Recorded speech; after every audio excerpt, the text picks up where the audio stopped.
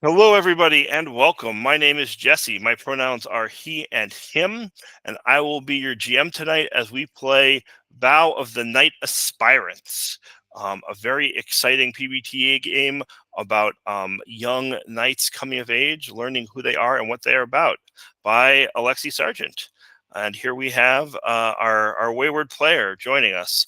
So we'll just keep doing introductions, and then he can introduce himself as we come around. Alexi, why don't you introduce yourself? Yes, hi. So I'm Alexi, he, him. You can follow all of my gaming endeavors online at Cloven Pine Games if you're interested in what I've designed, including Vow of the Knight-Aspirants. So are we introducing characters as well, or? No, we'll come back around to that. Cool. Then that's me. Excited to be here. Ian. My name is Ian Mitchell. I use he, him pronouns. It's warm this evening. So we'll see how I feel as things go along. I'm trying to make sure I'm hydrated. Any other information? Whatever you want to share. Okay. I'm ready to wishes, dreams. I'm ready to get into some Arthurian hijinks of some kind. Yeah. Robbie. My name is Robbie. I use he, him pronouns. I was quite toasty today, but we have a thunderstorm right now, which tends to give us a little bit of relief. That's one of the advantages of our thunderstorms. Hopefully it will not interfere with my internet access. That also can sometimes happen. We'll see. Here's hoping. Steven, can you introduce yourself? Hey there, I am Steven. He, they. I was writing in, just lost in because I wasn't paying attention at the time, but I'm here now. Wonderful. Thrilled to have you. I was just saying, I was hoping you wouldn't miss this because I like Caradoc and I like you. Not necessarily in that order. Wonderful. So we're going to be using some safety tools tonight. Those include the X card, which lets anyone excise any material at any time by saying X or going like this or invoking the X card. No justification required. We are also using some of Bo Yeager Sheldon's script change tools. Those include rewind, which lets you rewind back past anything that may have happened that you don't want to have in the game for any reason. No justification required. You can pause just to say, hey, can we pause for a second? Need a breather, need to step back. I want to talk about something. And then when we're ready to dive back in, we can just hit play and keep going, and fast forward, which lets us move forward past something that we all agree will happen in the fiction, but that we don't want to put the camera on screen.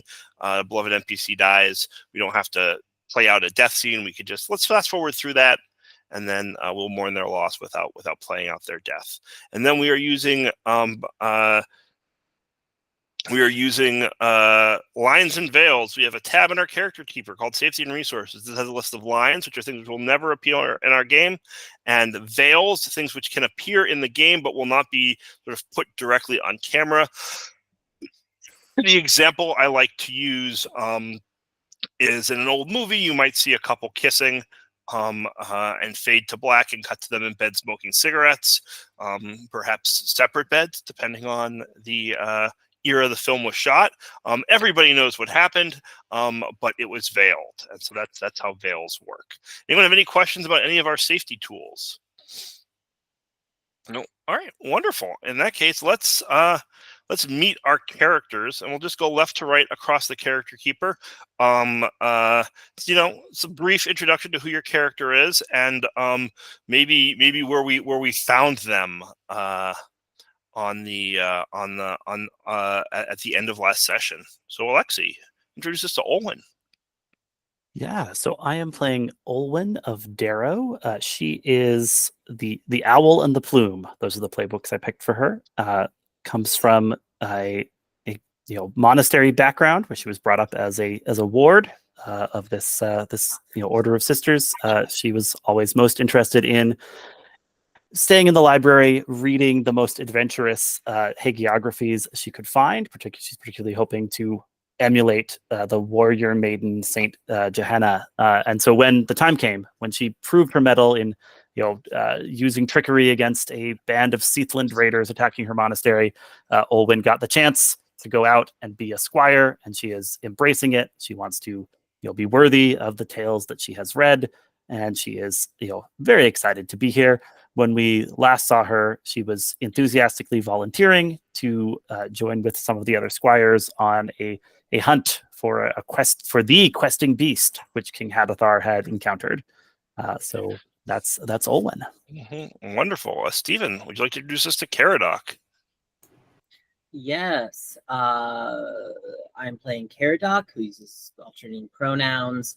The last Caradoc is there's a whole complicated history here. Caradoc's family are heretics, raised as a hostage / ward of the former king. Currently, the squire / sort of younger sibling of the current king.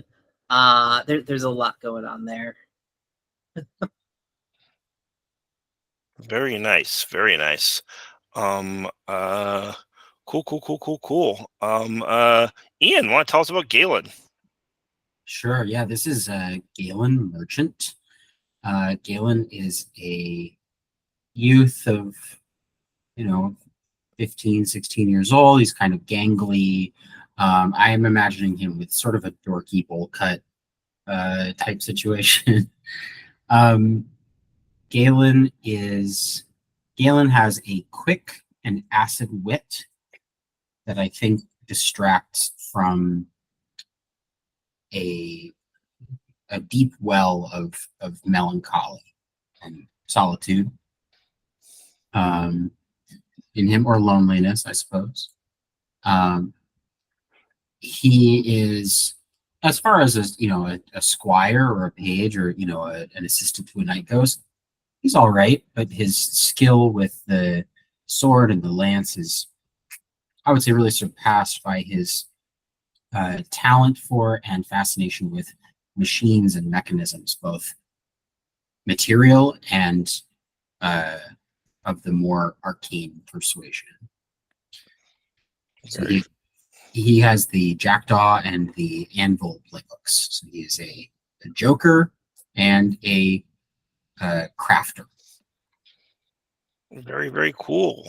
And Robbie, why don't you tell us about Marion? Yeah, so Marion, I am using the Foal and the Hourglass playbooks. Marianne is from a mercantile background, but a family with aspirations. And it's also a family that wants to keep certain aspects of its past hidden, and also was not really, always kind of looked upon Marion as something of a hassle to raise, maybe, worried that Marion would do something or say something to bring embarrassment to the family. Thankfully, they finally, at least thankfully from their point of view, they finally discovered a knight named Folk, who they essentially paid off to kind of take Marion under his wing. And Folk, who was an aristocrat, but had fallen on perhaps some financially difficult times, was more than happy to take some money in exchange for taking care of Marion. Although I think we saw last time that Folk is not necessarily passionate about his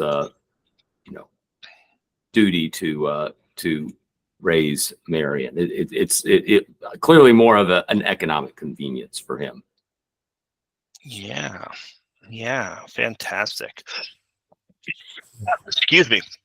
So, at the end of last session, right, the king had the king and Caradoc's foster brother and the knight there he is squire to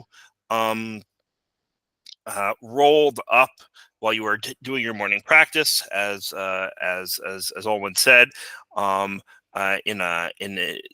in some kind of a mood, from what Caradoc could tell, and declared that he had seen some kind of strange chimeric beast that pierced him to his heart.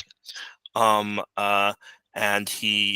Olwen revealed through her careful study, or through her knowledge of a book, that this is the questing beast.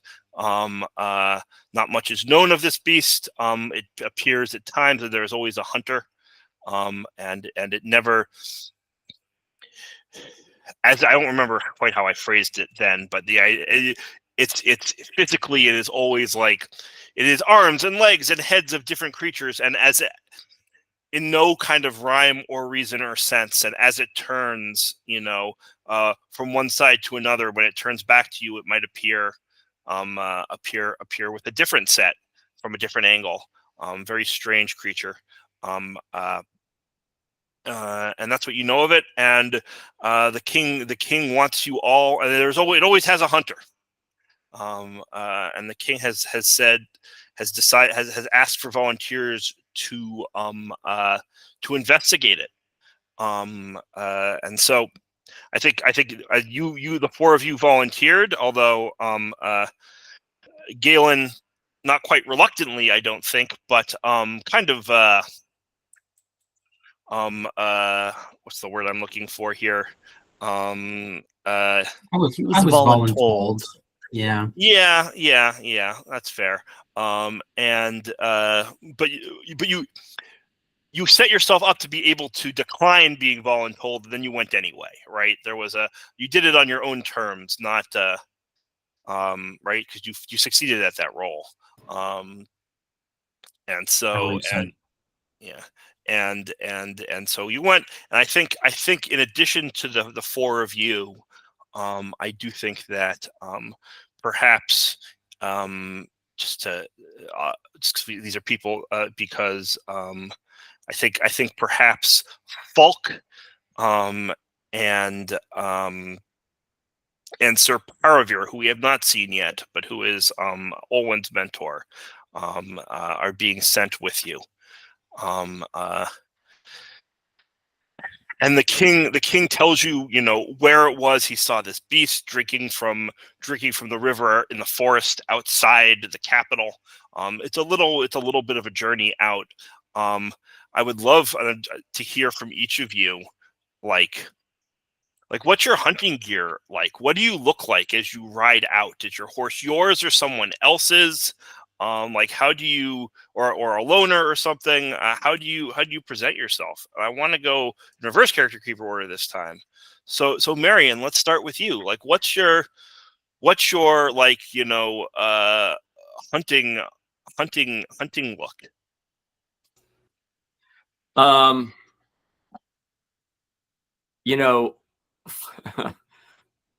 Sadly, because of Folk, Marion kind of wonders, if Folk intentionally tries to make things difficult for her, right? She has this overly large sword that is much too heavy for her.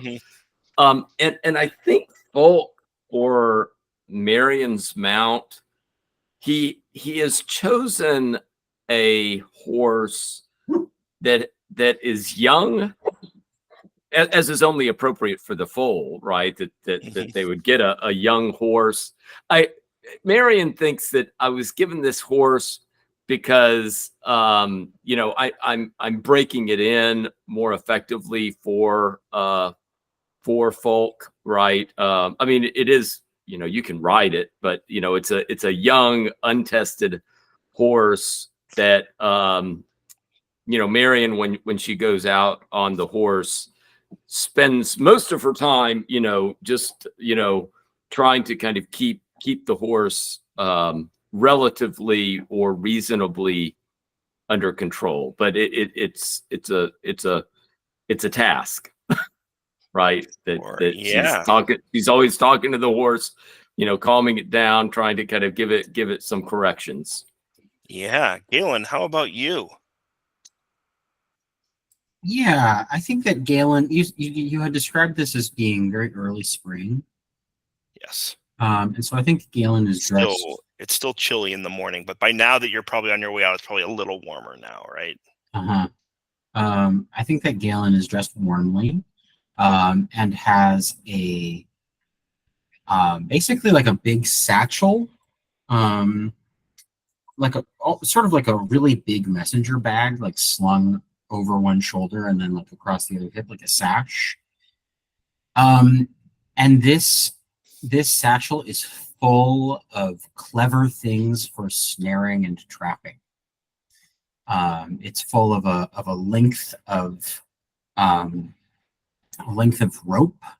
It's full of pulleys and gears and and devices of tension and sudden release.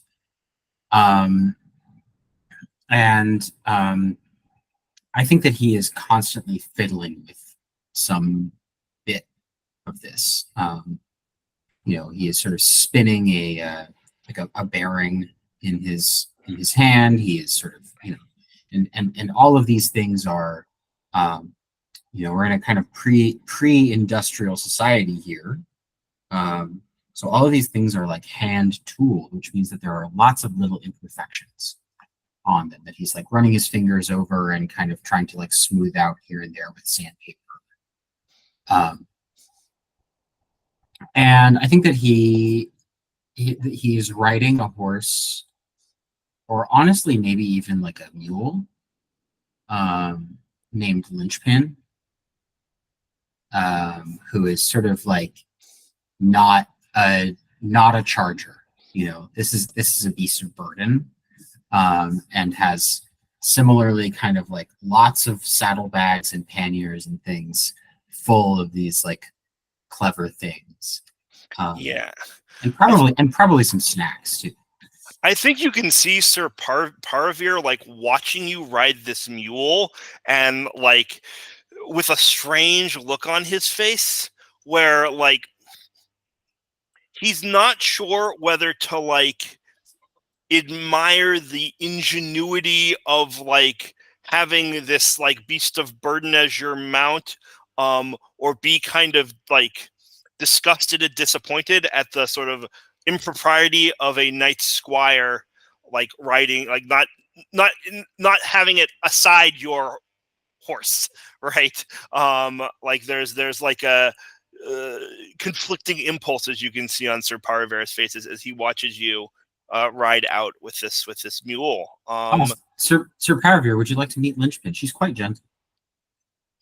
Says it's quite all right. I'm I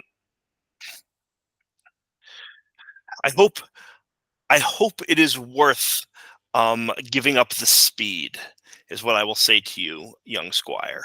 Caradoc, what's your look here? I think Caradoc is dressed simply in leathers and a tunic with a dark like heavy cloak. I think they're like on strapped to my back are a satchel of supplies and necessities that I think might be useful for the journey. And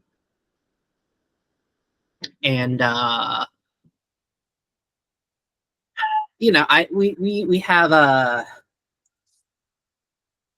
I need to open up my proper file here.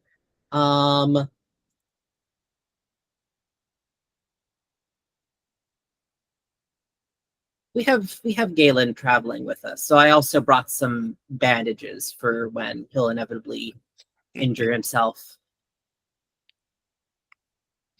Very nice, love it.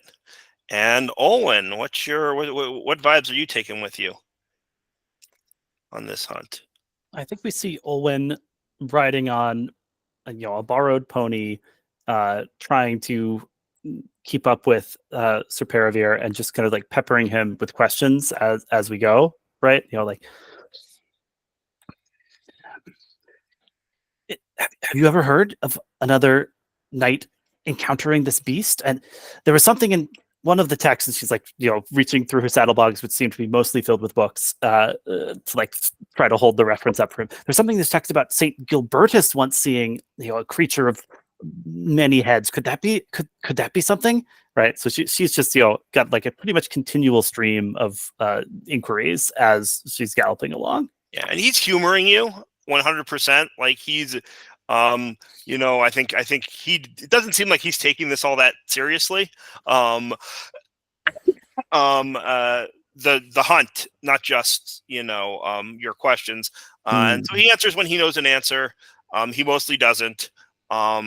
He, you know, you can see him taking deep breaths of the late morning or the mid-morning air, like enjoying stretching his horse's legs, getting a nice, you know, and the hunt is fun and exciting, and perhaps something interesting will come of it, I think is what he says. But you know, it's not that he doesn't believe the king. Of course he believes the king, but in the end, a hunt is recreation, right? It's not serious business. Well, perhaps we will learn something of great value to the kingdom by finding this strange creature. Perhaps we will bring back supper for the court. We shall see. And then in addition, you know, Falk is like taking up the rear. Right. I think kind of like he has a horse, right? His horse is a little bit on the older side. Nice new saddle, probably purchased with some of the money that Marion's family paid him. And he's not in a great mood. I think you know, if you remember, he was kind of like a little bit put in his place by the king. And I wouldn't go so far as to say he's sulking, but he feels like this is punishment duty a little bit. Right. A little bit.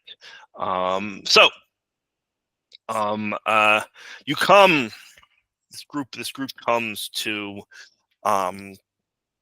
the side of the river, the spot where the king had sort of noted you were supposed to go. You followed all the landmarks. You certainly see like the hasty hoof prints that the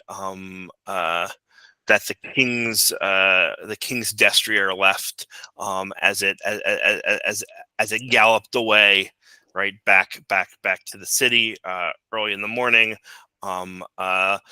By the riverside, it's like there's a little bit of a clearing. Like the trees, you're in the forest, but the trees don't go all the way down to the riverbank here. It's a large rushing river. And there's sort of a steep descent down to like a little sort of like almost like valley is way too strong a word, right? We're talking maybe gully is probably a better way to describe the depression, but before you get to this sort of wide river cutting through the forest. And then like there's probably, I don't know, 40 yards of sort of like clear sort of like muddy grassy ground down to by the banks of the river in this area that you can sort of go down to, and sort of in the rough area where the king had pinpointed, it's like there's like just a massive area that is like all kind of torn up, right? There's the grass is all torn up. There's like there's like a almost like a little pool, right, where this muddy ground had been like imprinted along the banks, so that like some of the water is coming out of the river and into sort of that sort of depression, where something large had totally stood. But what's interesting is, despite the fact that there was clearly a large creature there by the bank, right, there isn't actually a clear trail leading away from it.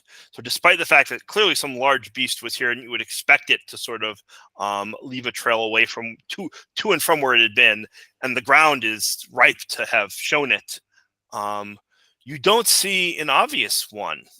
And Sir Paravir in particular is like perturbed by this and remarks on it. It's like, this is strange. Clearly something was here. Clearly something was here, but we should be able to see where it went. Oh, what do you do, folks?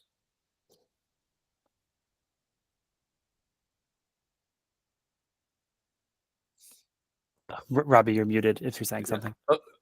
Owen, do any of your books discuss the footprints of this strange beast? I am by no means a tracker, but I'm wondering if you might have in your library that you carry kind of, you know, footprints that are kind of marked that might be of use. I mean, Olwen doesn't need more invitation than that. She like says like, "Oh, yes, I maybe," and like has like 2 books in hand and is like flipping through both of them. So you found what is useful about the questing beast in your books. Nice. Is there some like other angle you're sort of taking here to try and find something different that, you know,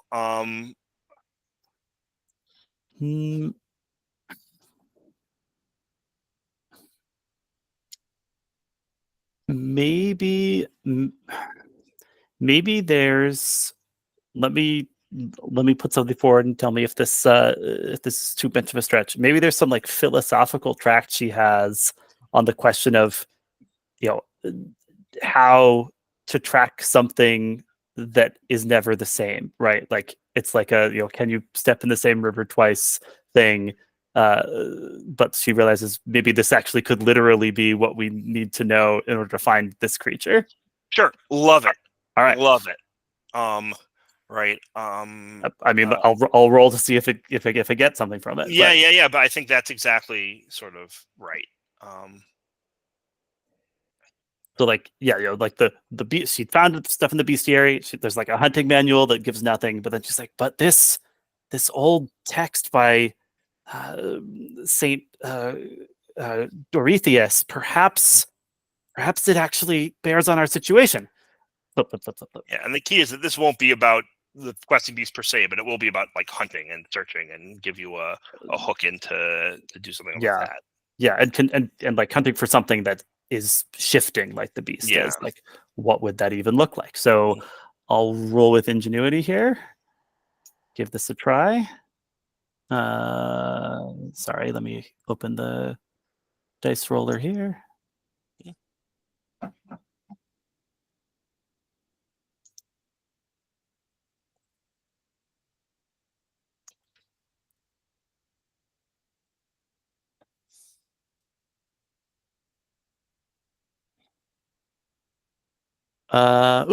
Well, that's a 3 on the dice, and my ingenuity is 1, which makes it a 4. Fantastic. On a miss, you are too caught up in your reading to notice the danger near at hand. Brace yourself. Okay. It's a difficult text, so like she's like has to like be like fully immersed in it to, you know, like just like blocking everything else out to see if she can glean something from this tract on the nature of form and mutability. So I think like as you're like looking at this book and you're like looking at the book and then you're like looking down at the mud and the gunk, and like you're able to like, what the book is telling you, right, is that you need to look carefully at what signs and spore you have. What signs and spore you have, to be able to sort of like determine the shapes that it has taken, the creature has taken, right? I think there's like perhaps you see a move from a pod to a flipper and it has gone into the water, right? Yeah. And as you sort of like look up into the water,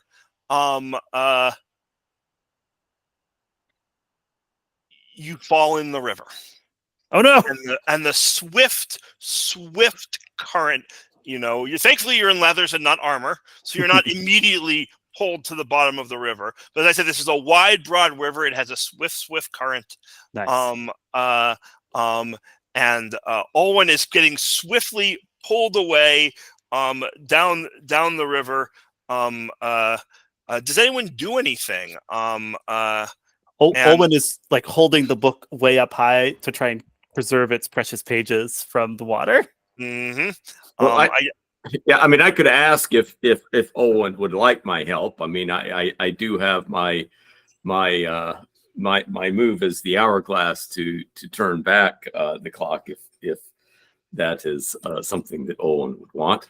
Thank you. I'm happy to take the miss on this one because it's nice and dramatic. But let's keep an eye out and make sure to use that hourglass move when we have other misses and we want to get a redo. Sure. So is anyone else doing anything here then? Yeah. If I mean, I have something that I can try here if you'd like. Okay. I think that seeing this happen was sort of a one of those moments where Galen could sort of see what was going to happen for what felt like an interminably long moment. And just, it wasn't quick enough to like say anything.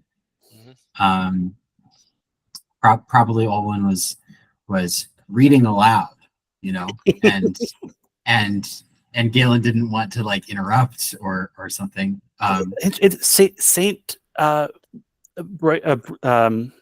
shoot, what did I name him? The saint here is saying that it's impossible to enter the same river more than yeah. And I think Galen is going to I have this I guess it's more of a resource than anything. I'm going to spend a readiness to have just the thing. I think in this case, it is some kind of spring-loaded device to launch a rope or a coil of something quickly and far. Yeah. So to me, right, tell me, right, this sounds to me like it would let you trust your reflexes to try and like get her out of that, to sort of like grab the sun. Would you say it shoots out a rope?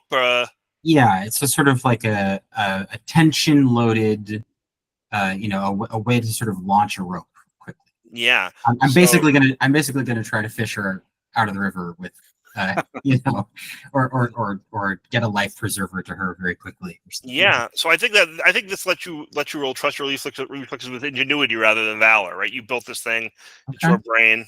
I don't know if that makes a difference for you. I didn't actually look at what your valor is. It super makes a difference for me. It's take advantage. Take advantage. It's fine.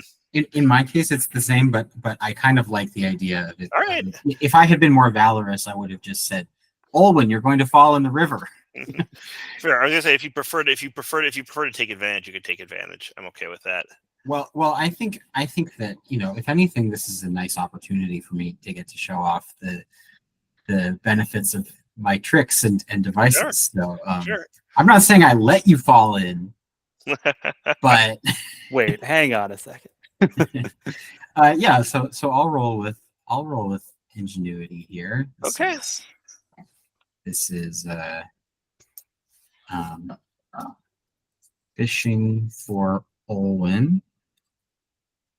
Fishing for compliments. Here we go. I got an 8. That is an 8. So on an 8, you scrape by, but you undergo an ordeal in the process. So you're gonna choose one of two things. Mhm.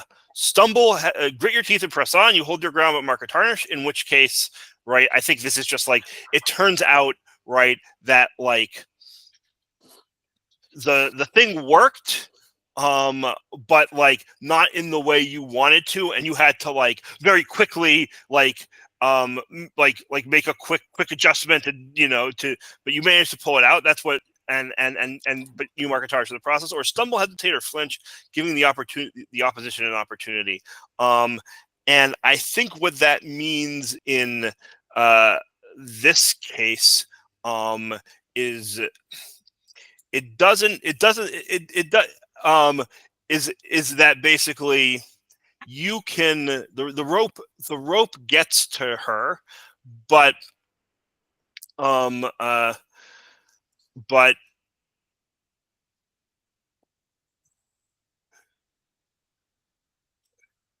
But it's not simple to pull me ashore, right? Like, yeah, but I'm trying to like, what does that attachment still mean? stuck. Oh yeah, exactly. I think that's what it is, right? Like, but she's not out of the water yet, right? Now there's like there's a second step here, and Well, let's. I'm going to tell you what happens before that second step kicks in, also. Sure. But so which one do you want here? I think it is the most interesting thing at this moment for me to stumble, hesitate, or flinch. Right. Ooh. So mark that notch. Owen is able to grab the rope, but can't quite pull her way in. And this is,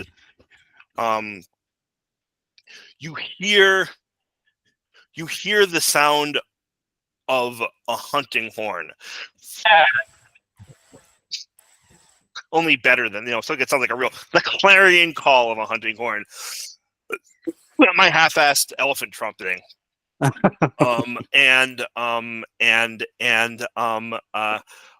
baying of dogs as if out of nowhere, right? And suddenly into this clearing from the far side of the river comes a pack of dogs, hunting dogs, rushing around, probably half a dozen of them. As diving into the river, surrounding you, trying to get across, and you see also on the far shore the glint of armor, and maybe and a face with a flash of a white beard. And I'm curious. I want to hear from maybe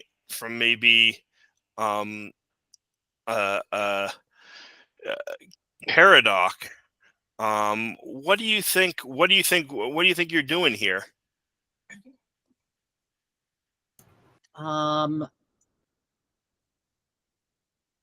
I think I like, so like, just to clarify the fictional positioning, these people are running up as right. There's like Olwen is not like still like presently in danger. At least not immediately. She's not in immediate danger, except for she's surrounded by these strange hunting dogs who you don't know who they belong to.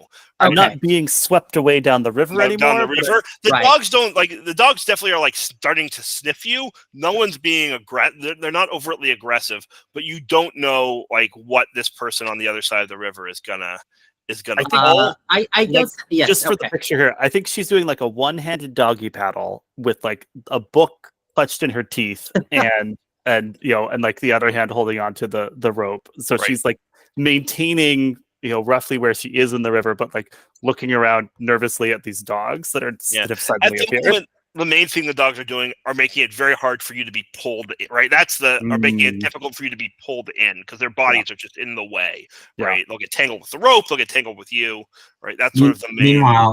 Meanwhile, Galen hadn't thought as far ahead as to make something to secure the rope to, and so is just holding on and is like digging his heels in and is like slowly getting kind of like pulled into the mud. I think I raise my hand in greeting and say, greetings. We apologize if we have interrupted your hunt. We had not realized these lands were belonged to anyone other than our king. But as you can see, and I kind of glance at Galen and Alwyn, we are not coming to do violence. So just in case it was like the knight's actually on the far side of the river. I'm shouting across. Right. Yeah. So I think over the barking of the dogs and the rushing of the river, it's very loud. I imagine he shouts back, and you have a hard time hearing him. But he says, but from what you make out, he says, "Have you seen the beast?" I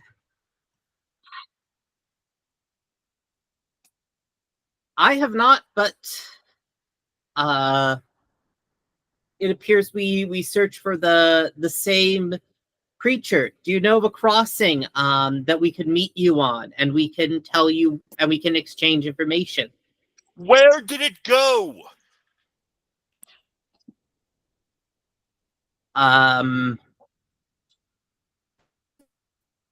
So let's see. If I recall, Alwyn, you had looked up earlier that one of the dangers of the beast is that the hunter will not like. The hunter doesn't care what gets between them and the beast. I learned the lesson: come not between the hunter and his prey, because in the book there are stories of people who get hurt by being in between the hunter and the creature. Funny. Where are you, and where is the only evidence of the creature? Yeah, I see the irony of the situation. Is this something that Alwyn would have shared with us, or is this just something Alwyn knows? She was like spouting these facts. Okay, right. All through the ride. So if you were listening, you could definitely. I mean, after a certain amount of Alwyn facts, Alwyn trivia, you kind of have to filter it out. Okay, fair enough. Yeah, Alex, I'll take heraldry for 500. Yeah, when Alwyn started getting into the analysis of different family heraldic shields, there had to. I think all of us are tuning out a little bit. Or I was. Sorry. I don't know. I'm turning this into a roast of Alwyn as you're in the water there. I'm fine, you guys. Sorry. I guess I think then I look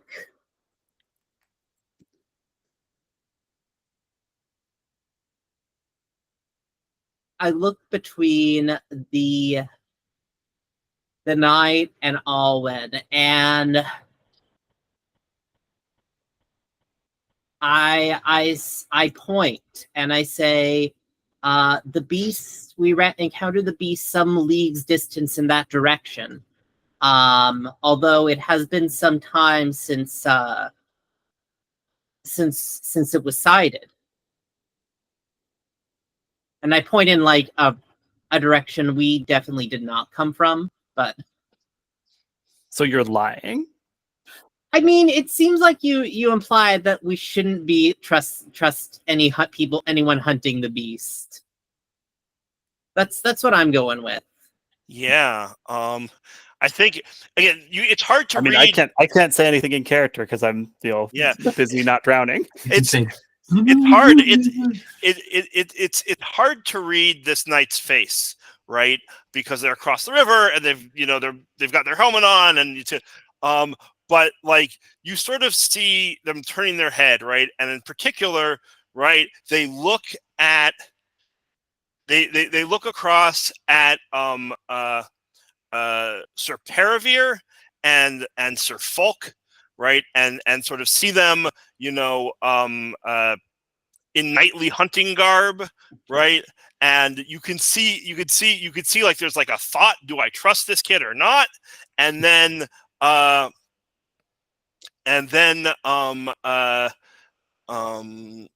just make sure this is something that I think is a good thing to do, but I think it is.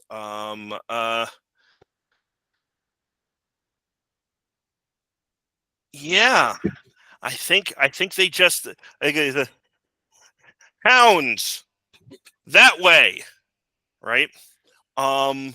And the hunter goes in the direction you pointed.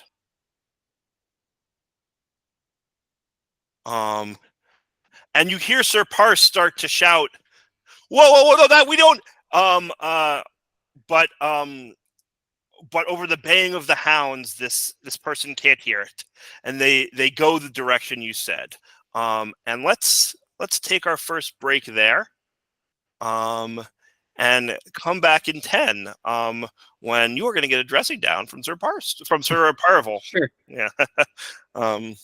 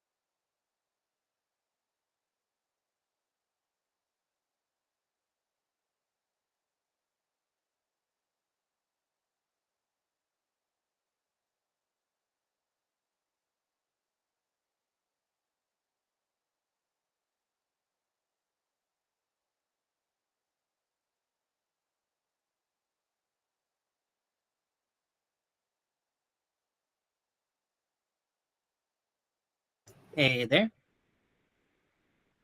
Hello.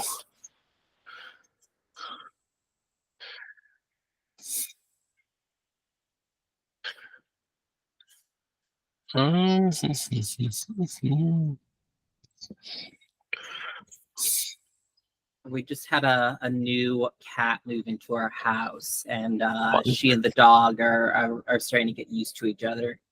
That's maybe less fun. Is that fun? That sort of depends on the cat and dog. Yeah, it's interesting. The two have started like playing playing together a little bit. Hey, that is fun. The dogs and cats I've known that live together mostly tend to have like they kept their they kept respectful distances from each other. Weren't that interested. So it's fun when they play. It's very okay, yeah, because the cat just like keeps a specific eye on the dog. She'll just perch on things and like stare down at the dog for long periods of time. That's amazing. All right, everyone is back. So, yeah, Paradoc. I think Sir Paravir. Correct me if I'm wrong, Owen. I don't think Sir Paravir is a shouter. There isn't like anger here.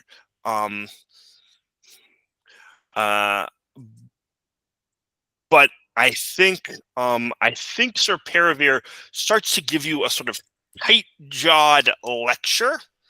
And Right, you know, and this is happening, while there's no longer any real challenge in pulling, like in pulling Olwen out of the river. So I think this is happening as Galen is probably doing that, right? But like a tight jawed kind of lecture about the knightly virtues, about honesty, about about cooperation with your fellow knights, who this person clearly was, even if we couldn't identify them immediately. And he ends it kind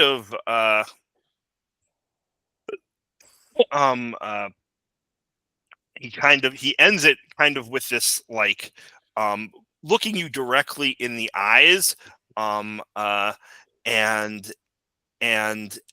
says, frankly, Caradoc, this is disappointing. I would have thought that growing up in the king's house would have taught you that that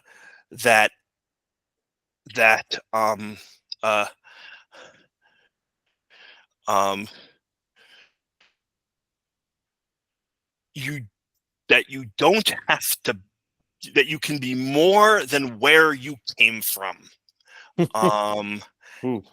Right, and there's like a real I think the lesson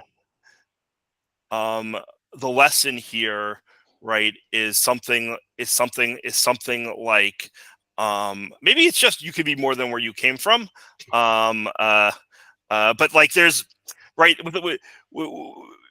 we don't have to take that at face value, right? He's right, but this idea of sort of like solidarity with the king and his peers, right, is sort of the thing there.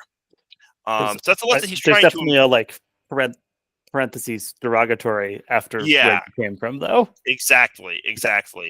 So you can choose to accept this lesson, mark an option, record lesson as a temporary action, or resist it.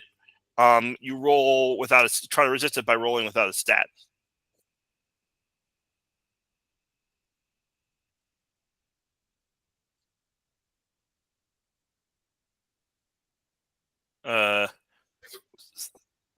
Yeah, sorry, I was just looking. Yeah, thinking about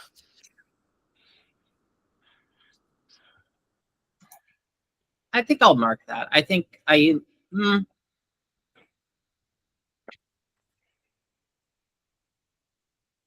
you know what? I think they're both interesting choices, so you can't go wrong here. Yeah, I think that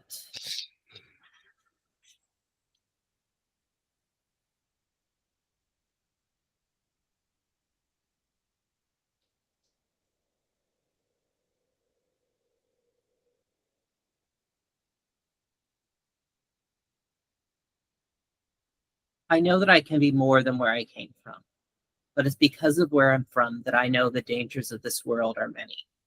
And I know that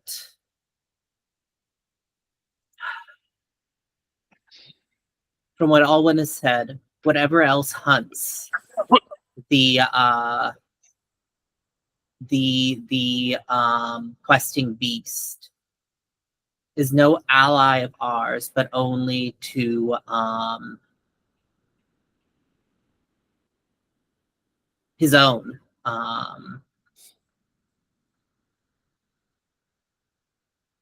His own obsession. I guess I will. I'm gonna try to resist it just to see what happens here. I love that. That's a great response. So roll flat, 2d6 flat. Yeah.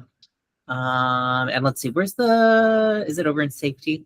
It is, but I can just put it in the chat also. Okay. I have it right here now, though. There you go. Okay.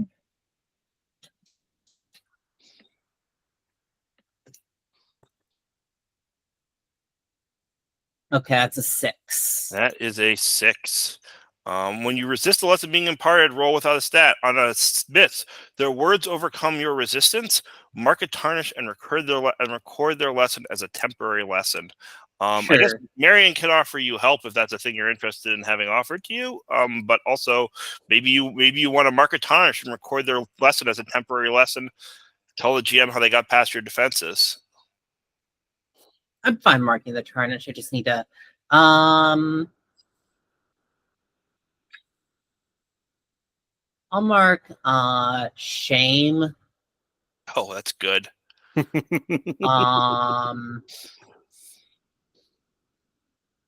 mean, I think it's like it almost, because they invoke that, like, you know, any failure to be more than what I am, like, reflects poorly upon the king. Yeah. I think I think you gave your little speech, and Sir Paravir just kind of like looked at you with a hard face, right, and let you think about what you said, and that's sort of where you end up. I love that. That's good. So Marion, so Galen is pulling Olwen out of the river. Caradoc is getting dressed down by Sir Paravir. What are you doing in this brief moment? To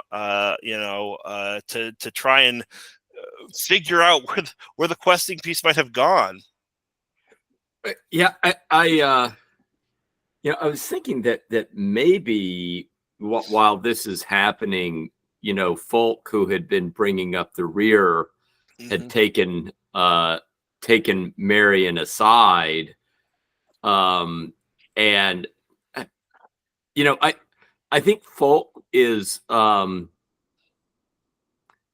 he does not want this quest to go on for too long. He would much rather be back in the friendly confines of the castle. And so he sees I can tell he's a little incensed by this delay, and pulling people out of the river, and this not something that is furthering this along. So I think Folk has kind of told Marion, who is on this swift but somewhat unmanageable horse to to do a very, I'm not going to leave, he says, stay close, but do a scouting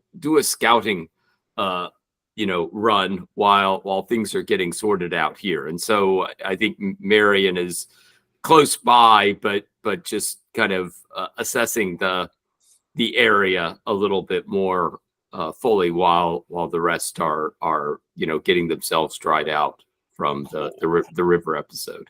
Cool. So are you searching for truth here about a person, place, or situation?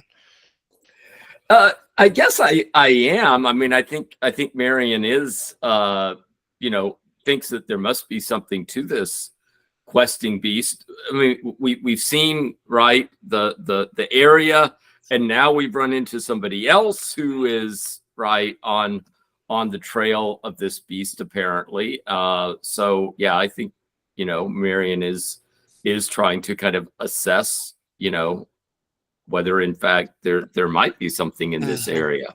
Sure, sounds good. Do you think you are do you think that you are do you think you are heeding any of your lessons while you're doing this? Like, are you not hesitating? Are you acting as if knowledge is a priceless gift, or is this just sort of like a regular normal, I'm just going to look around and see what's what? I think that there is something genuine about the search for knowledge here, right? That the king's reporting of this kind of strange beast, and I'm thinking a lot of people probably hear these types of accounts and guffaw at this, but that maybe there is something kind of genuine here about the questing beast, and it may actually also, she's thinking this is like my first quest, and something valuable that I might learn about, right, the world and myself, and Sure. engaging in this. Yeah. So why don't you go ahead and roll search for truth with advantage, and then mark that lesson when you're done. Okay, so that's 3 dice, and you'll take the 2 highest. 3d6 and take the 2 highest, plus ingenuity, plus your ingenuity stat. And my ingenuity is 0. So I'll just do the 3 dice, and we'll see which one's the lowest. Yeah. All right.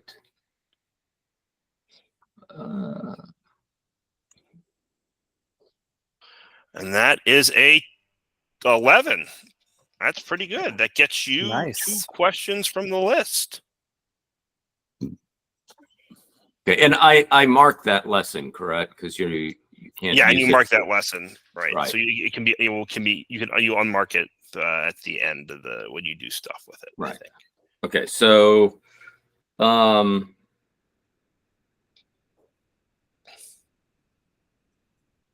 So you get 3 questions. What here is not what it seems to be. What danger and injustice is not addressed, needs to be addressed. What person? You see the list. I don't need to read them all to you. Yeah, so I guess one would be, where is my best opportunity to make a difference? Yeah. I actually think this is like really pretty simple. Like, you're not there yet. I think what you see the marks of the pack of dogs, and the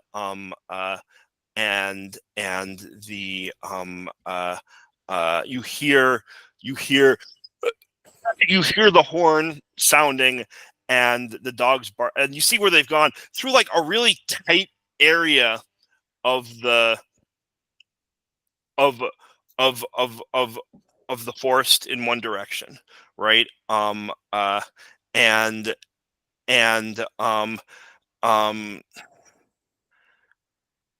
Sorry, no, because that's not right. Rewind. I want to rewind back. You don't see that. It doesn't make sense. I think you just see the signs of the passage of a large creature through a kind of like narrow area of through a thick area of trees and undergrowth. And you get the sense it's like you don't know how far, but like that is definitely the direction that the questing beast went, and it is the opposite direction from where Caradoc sent the knight. Okay. So that's your best opportunity. So on the so in terms of like making a difference in your quest of finding the questing beast, that is you just follow that. You know, it's actually kind of high up that these marks high up in the trees that these marks are sort of showing, like broken branches and stuff. You realize it must have taken flight but not gone above the trees for whatever reason. And that's how it managed to not leave a trace there. You get a second question? Yeah.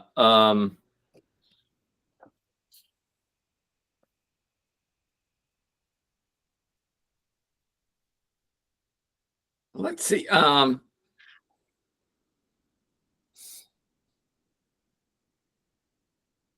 Well, I'm intrigued by this one. So I guess maybe I'll go with this. What person, concept, or lesson holds true authority here?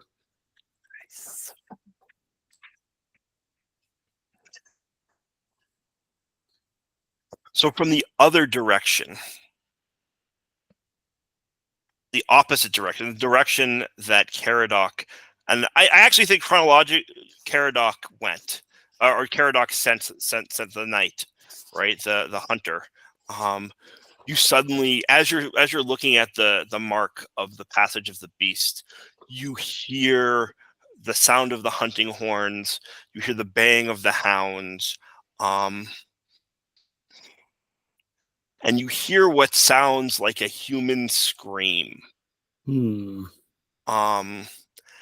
the concept that holds true authority in this place is that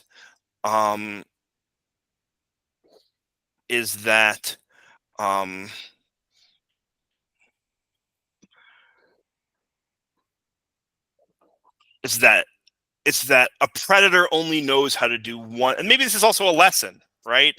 Who knows? They're related, right? A predator only knows how to do one thing with its prey. Not with its prey, with prey. So you've got the questing beast in one direction, and a predator doing something with some prey that doesn't sound great in the other direction. Everyone else, while you're doing this, right, Sir Perival has finished his conversation with Caradoc, right? Olwen has been pulled out of the water. Folk calls, and you hear Folk calling, "Marion, get back here! What have you found?" And what do you want to do? How do you come back to the group? Do you just race off somewhere else? What do you do?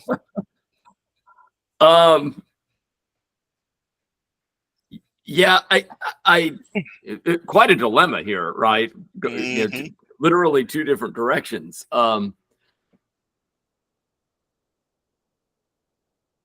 So Marion, swiftly rides back, and when she gets in the range where she can be heard, she says, "I've seen the trail. I've seen the trail, and it lies there, and we are hot on the heels of this beast. There can be no doubt. Although I also would say that maybe we're hot on the wings of this beast, because it's giving every indication that it may be taking flight."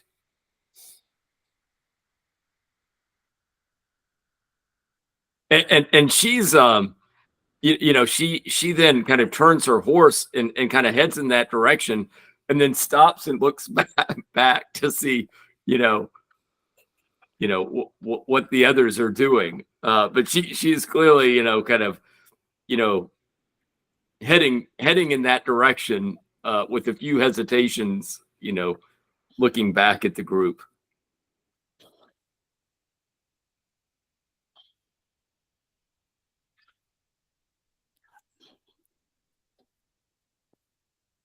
So I will say that the rest of you can certainly hear the baying of the hounds and the sound of the horn. I think the sound of the human scream was just faint enough that that Marion could hear it from where she was positioned, but the rest of you could not. Okay, so none of us heard the scream, and Marion hasn't filled us in about it. That's what it seems like. Yes. Olwen is like wringing out her cloak, right, which is sodden from her little plunge into the river, but she looks around and says, "What are we waiting for? Marion's found the creature's trail. After it. Let's go." Are you certain you're all right from your unplanned swim? Oh, I'm all right. Saint Johanna had worse when she was accused of witchcraft and they tried to drown her. All when you look positively dewy. I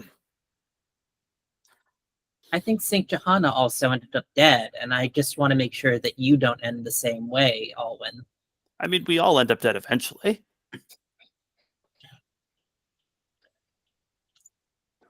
Later is better than sooner, Squire. Caradoc is right there. Yes, sir. Understood. But I am all right. A little water is not enough to extinguish my desire to fulfill the king's task. Let us go. Marion has found the trail. And are you folks following the trail then? That's what it sounds like is happening here? Okay.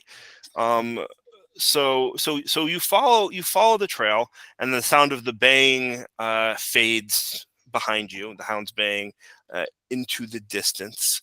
And I think, you're going through thick you're going through like thick forest. You're following a creature that was like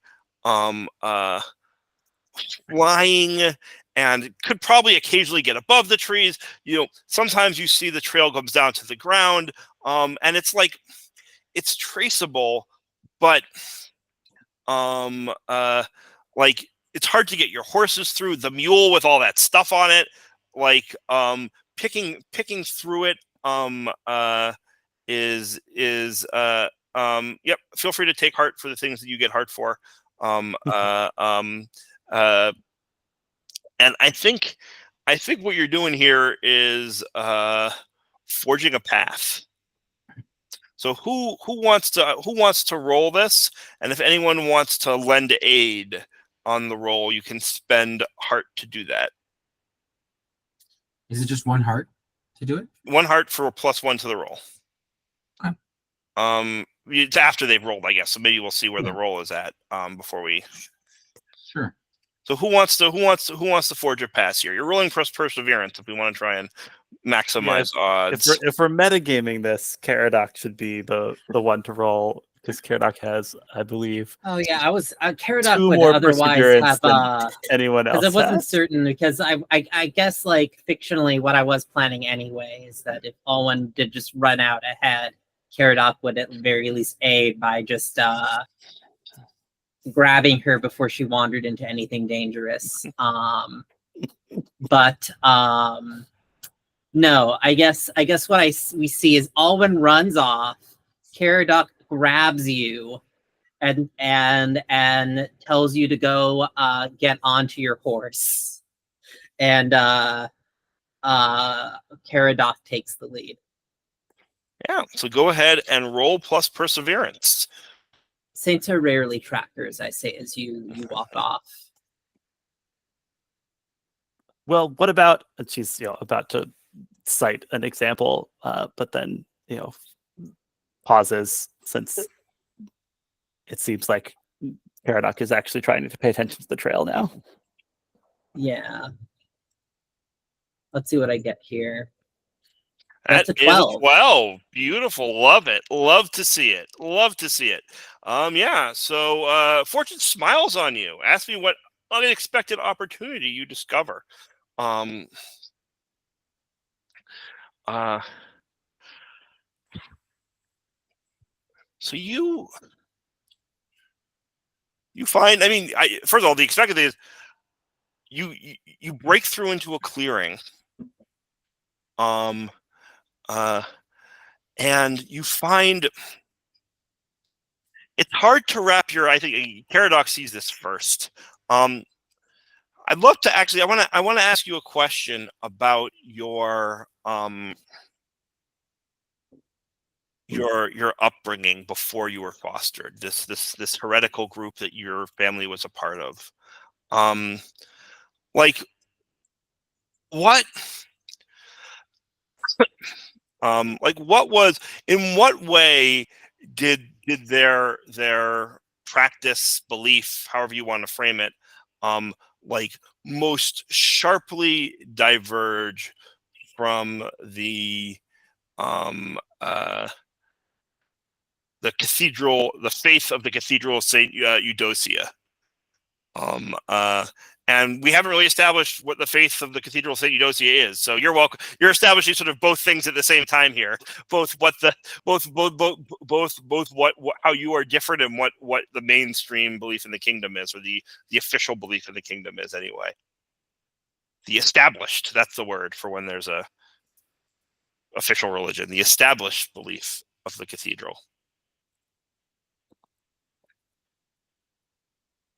I think that, like, based on some of what we said, I think there is some belief about Saint Eudocia as a prophet whose visions were sent by God. And I think that one of the things that was a part of the family was that they did not believe that that her visions were sent by God, but there were other powers in the world, and that visions of the future could be bargained from them. Oh, so beautifully Gnostic. Not really, but good, beautiful. I love it. I love it. That's amazing. So you find, the first thing you find is sort of like just what you got is the questing beast, or some creature that you presume based on the description is the questing beast. It's still, and yet somehow it still seems to be churning. It is in the center of this clearing. There are, at this moment in its stillness, you think you can count 3 heads, but wait, is that 4? There's definitely a lion's head. There's a goat's head. Wait, is that, on the other side there, is that a dolphin's nose? What? And then, beautiful, wrapped in beautiful, majestic 4 wings, to the wings of eagles, to the wings of pelicans, of an albatross. These like beautiful, big, beautiful wings. Blink and maybe there's something else, right? But these are sort of the features that hit you as you watch this creature sleeping kind of fitfully, or sleeping.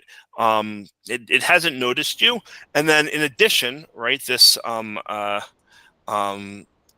the unexpected opportunity. I mean, part of it is that it's sleeping, but I think also, who do I want to ask this question to?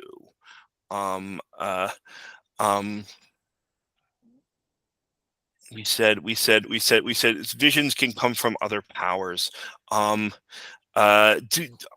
what I'm gonna ask Olwen this.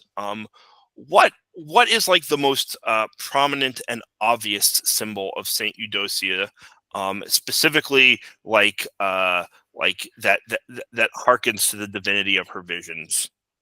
Perhaps what? Sure. She would a swarm of silver bees would sometimes kind of swarm around her when she was receiving one of these prophecies. Right.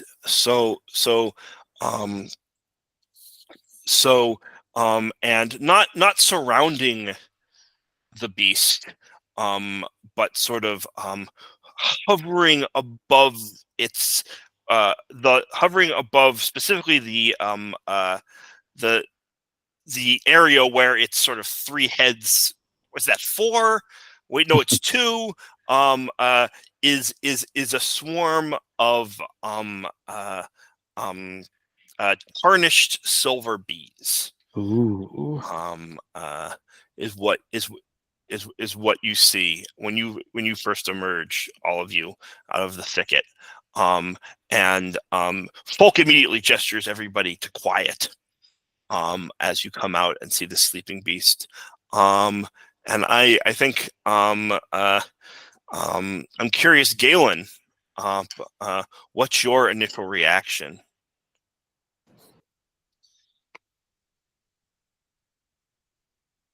Well, I think for once Galen is struck a little dumb by this. When he had heard from the king that the beast had struck, had pierced him to the heart, Galen had a quiver full of pithy remarks to make about that.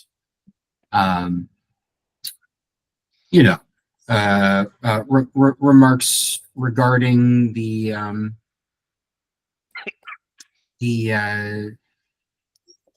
jealousy of Queen Penguin, for example. And I think all of those are just sort of fled away when he sees this creature.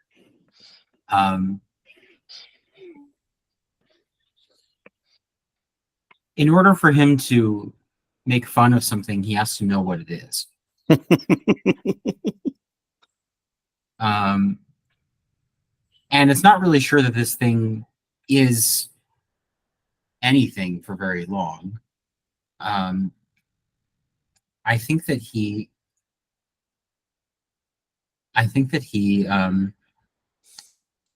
takes out a little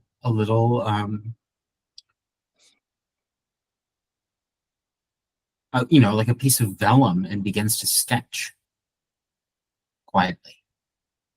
I think that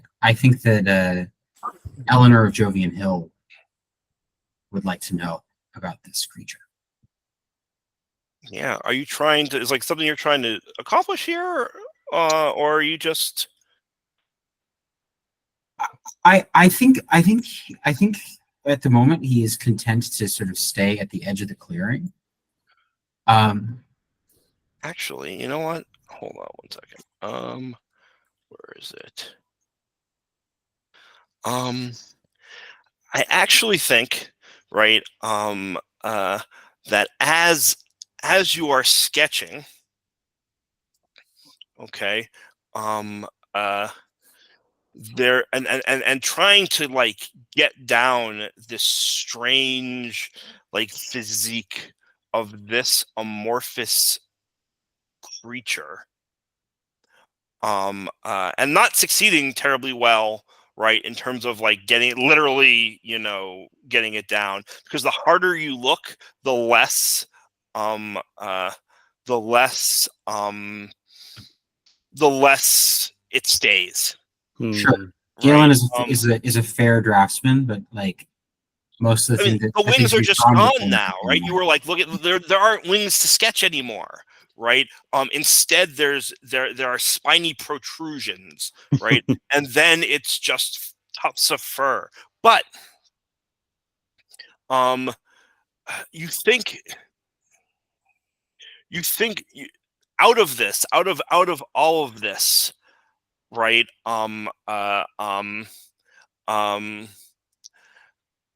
Comes, I think, uh, a lesson starts to sort of emerge into your brain, right? Which is what something seems is not always what it is. And would you like to resist, or what is it? Is it resist that lesson or accept it? I will accept this lesson. Right. So mark a notch and record it as a temporary lesson. I believe. Yeah. Mm-hmm. Can I ask you a question? Yeah. Does it seem as though there's like a regular cadence to the shifting of this creature? Does it seem like it's changing in response to any kind of stimulus? The only stimulus that you can tell is your observation. Right? Like that's all that it seems that the harder you try to pin down what it is, what it looks like, the harder you try to get a detail onto your sketch pad, the more what you see resists that. Can I propose a feature that might surface For a split second? My father's sleeping face.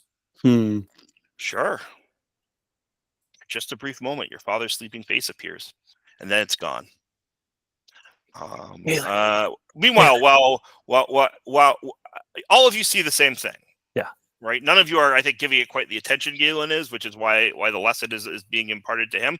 But you all see this shift. You see a human face appear for a brief moment, asleep.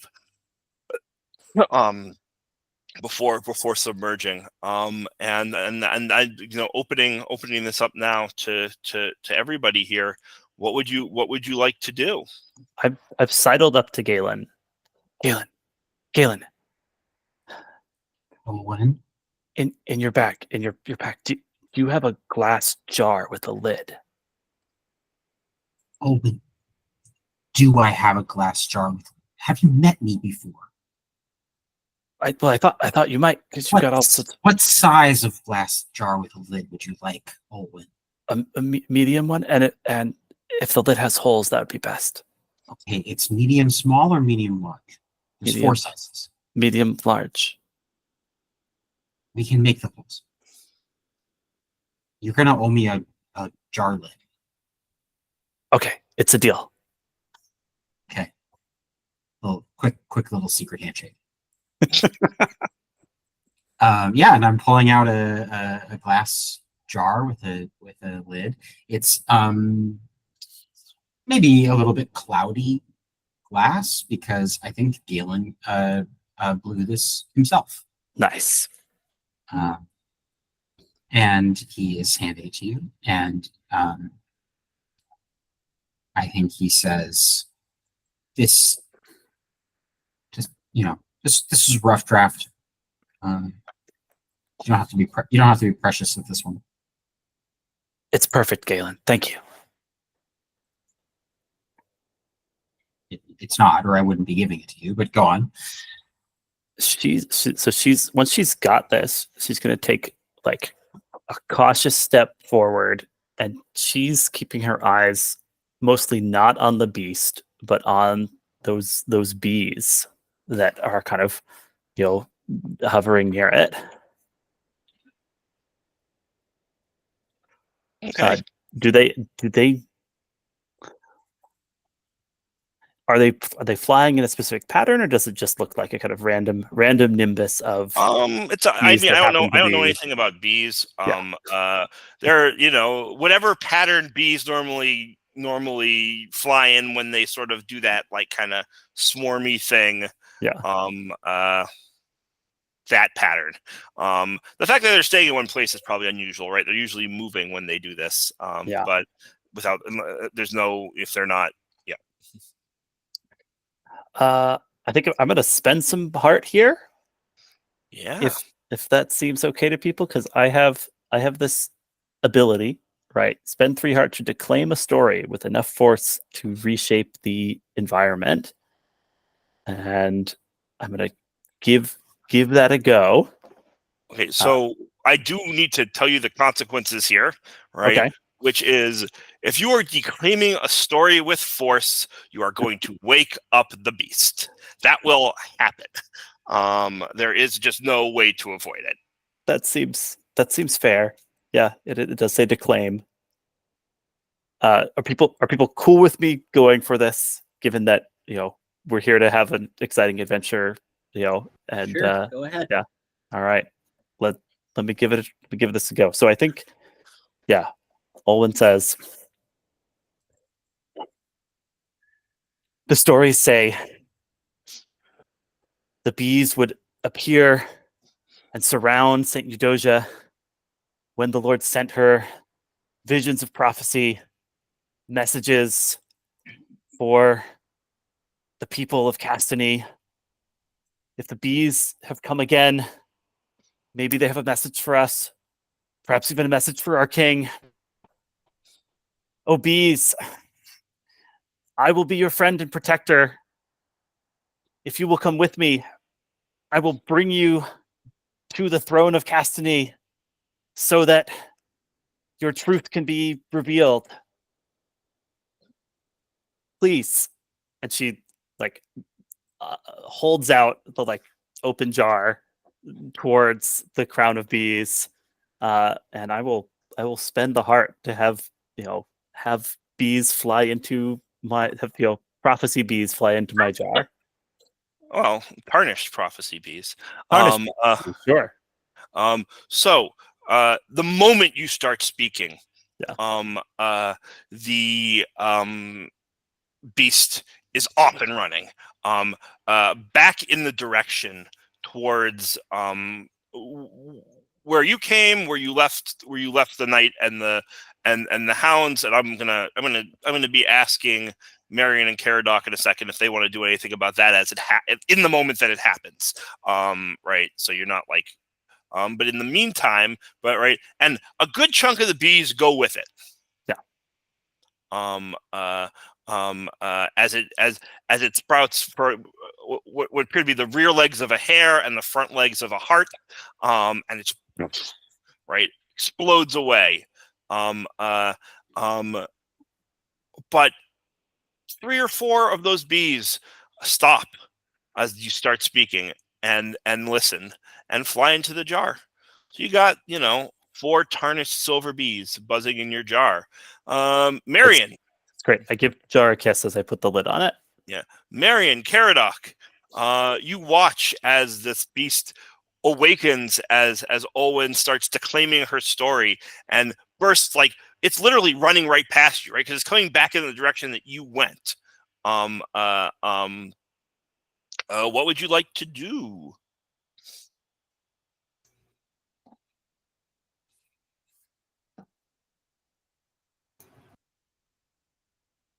I mean,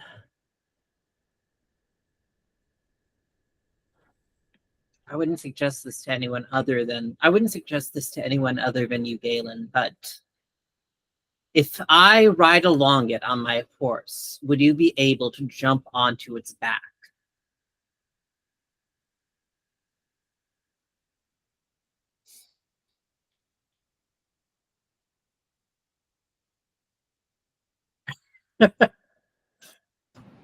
Certainly.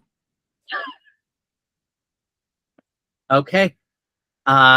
Certainly, I would also be able to fall off of it very quickly at high speeds.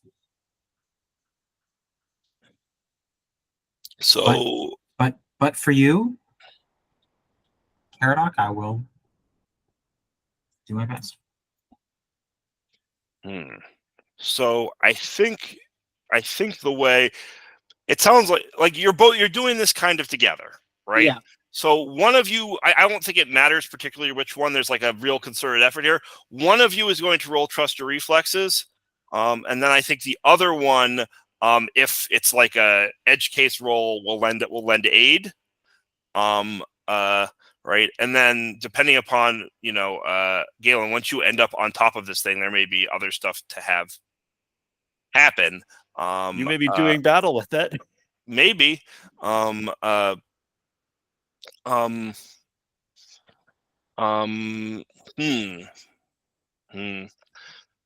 thing is, there's something about this beast that makes me a little bit. No, actually. So let's start by describing what happens. So Galen, what happens? You hop on the back of Caradoc's horse with him, her. What pronouns are you using right now, Caradoc? Let's go with her. Yeah, with her. You're like. It's actually. I want to narrate this a little bit more before we get it right.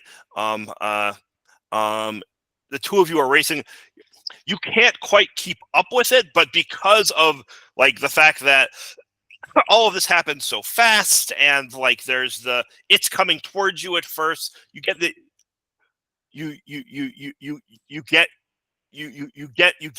come into action. I actually think the thing you even have to do first, right, is Caradoc. You have to roll trust your reflexes, just to like start to keep pace before we even get to jumping.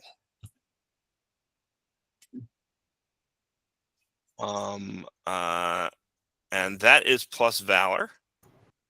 Sure. Let me check my valor here. Okay, it's not good. Are you using about your valor? Yeah. Are you using? I can assist here. Yeah, if you need to assist, you can definitely assist. Because there's something about this creature that makes what you wanted to do before a little bit trickier than. So I want to get put the roll in the racing instead of the jumping, and then we'll talk about what the result what happens next. Are you heeding any of your lessons as you're doing this? I don't think I am. No. Okay. So go ahead and roll plus valor. Okay, that's a 3. That's a 3. Aid doesn't help here. There is one thing that can help. There's one thing that can help, though. Marion can help. There's Marion's prophecy. Yes. Yeah. Now, I think for that, we should hear what the consequence is first. Correct? Right. Sure. That I think though. Yeah. If you want my help, it says when somebody else rolls a miss and suffers the consequences, ask if they want. The help. I mean, the consequences, you chase and you chase and you chase, and it keeps on taking farther and farther and farther distance until it rushes past the knight and his dogs that you saw before, as who then also starts to give chase, as you see a human body pierced by a spear on the ground as you go past. That's the consequence. It's getting away. It gets away, and now the hunter is on its trail as well. And the body is just telling you what happened when you went the other way earlier. That's there, regardless. Yeah. So that's the consequence. You're gonna offer help, Marion? Yeah. I definitely would offer my help to make this a prophecy instead of the reality. Caradoc, do you accept the help? Ooh. Yeah, I'll accept the help. I was like, I am shameful, but I mean, it's mostly, obviously, as we can see now, most of my shame is getting directed at Marion hasn't earned any of my shame anger yet. Yeah. So go ahead and remove one of your foresight marks.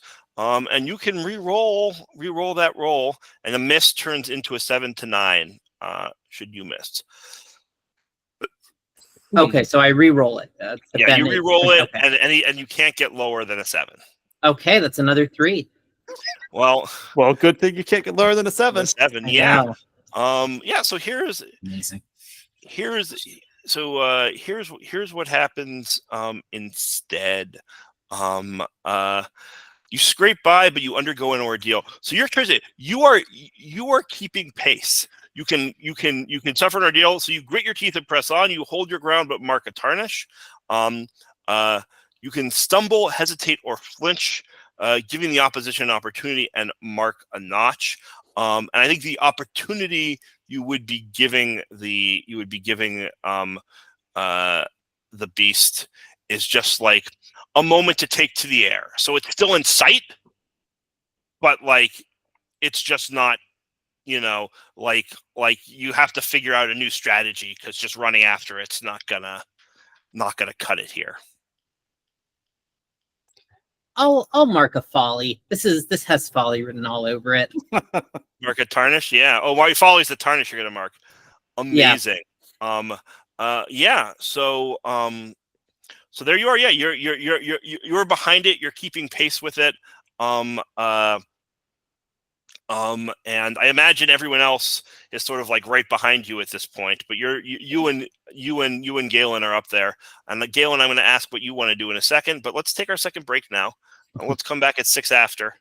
And yeah. Sounds good. See you in a moment.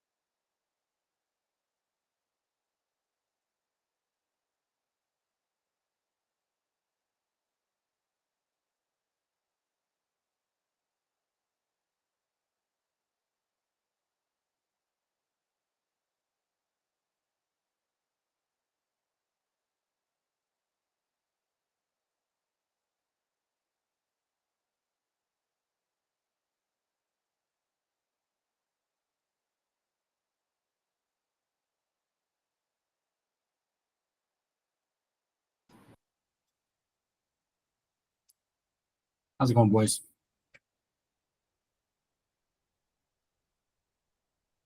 Y'all excited for the shared hearth? I can't really play on weekends, so I never, like, very rarely do I ever end up doing shared hearth stuff unless sometimes I like manage to squeeze in a late night session. But weekends are tough for me. Mm-hmm. Yeah, Yeah, I need to. likewise. Yeah, I need to check the dates. Is it the beginning of September? Yeah, it's like the 8th.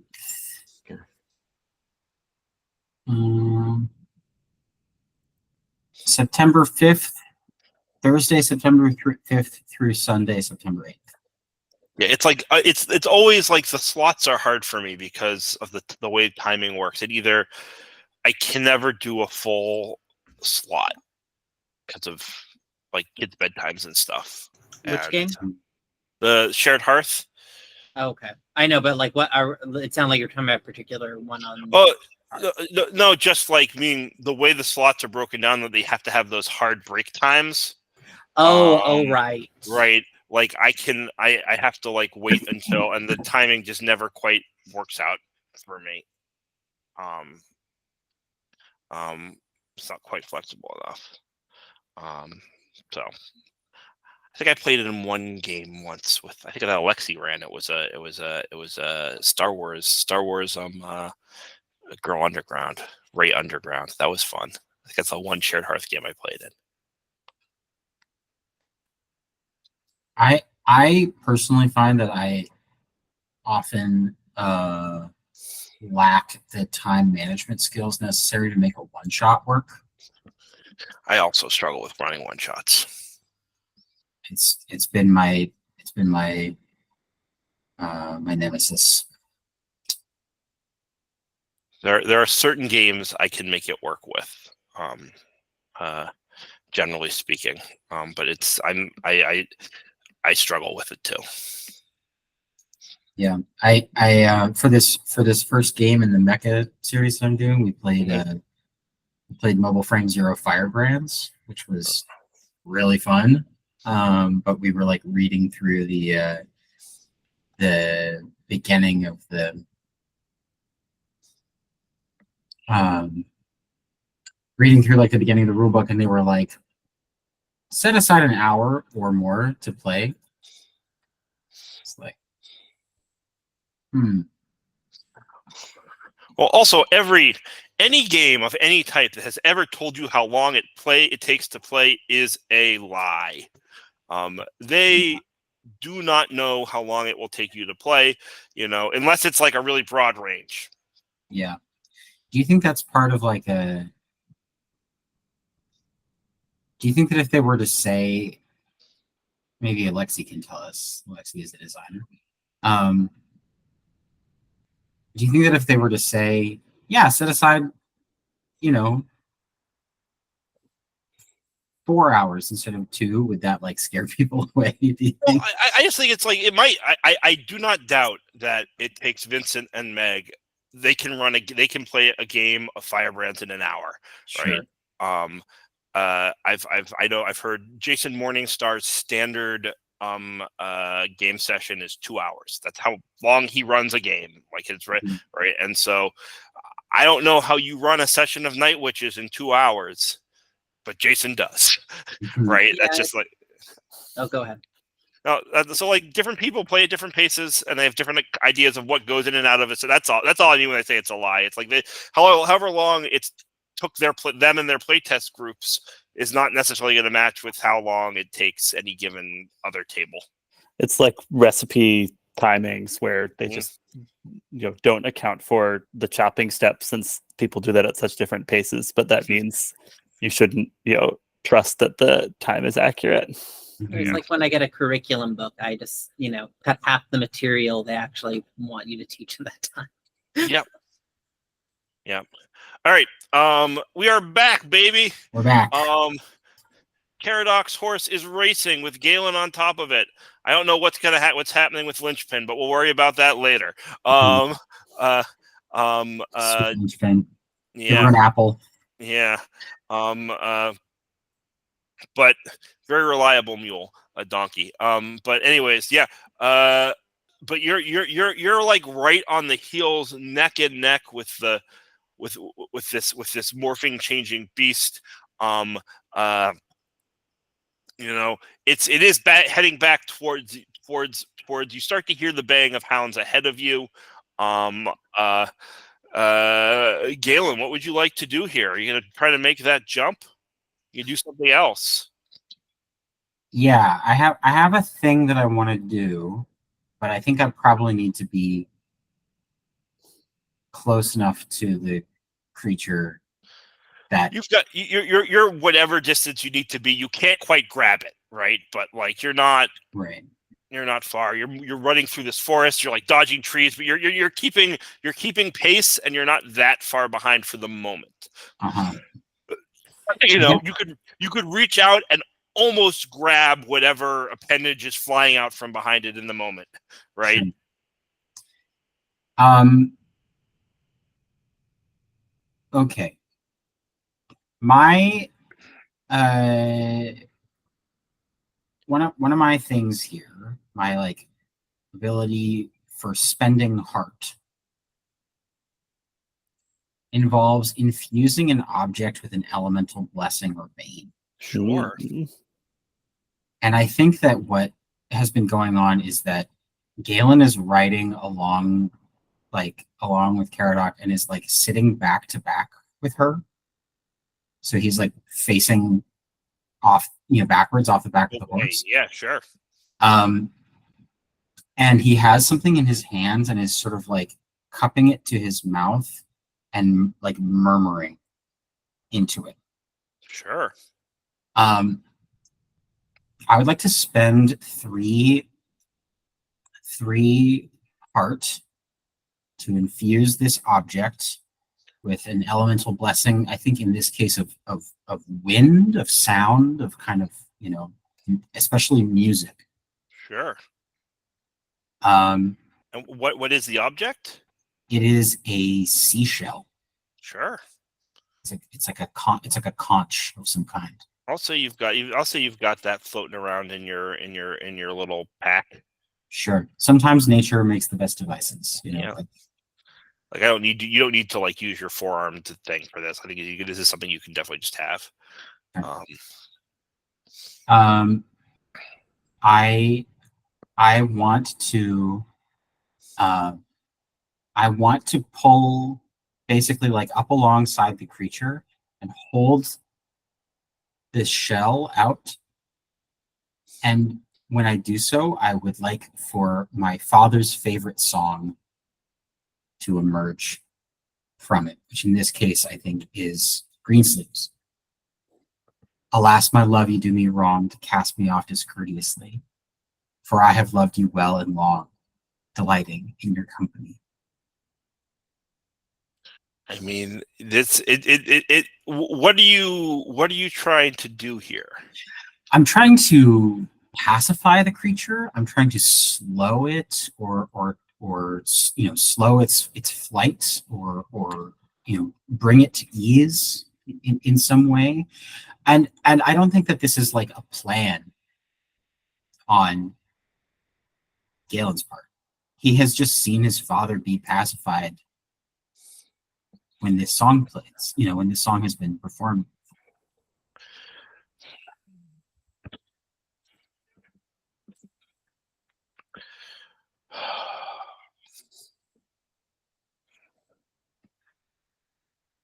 I love this so much. I love this image. I want the response to be something that's like worthy of what you just described there. But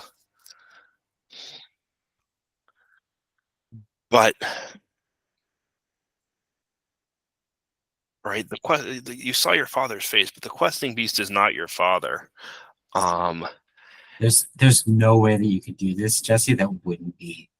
Yeah, well, I think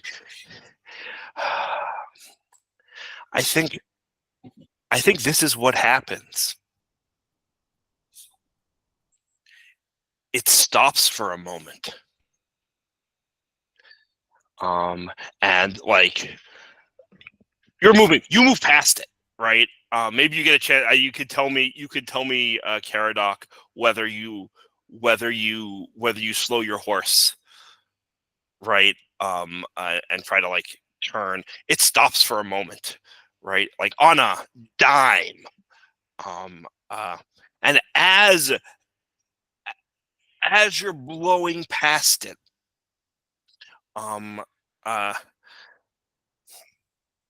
as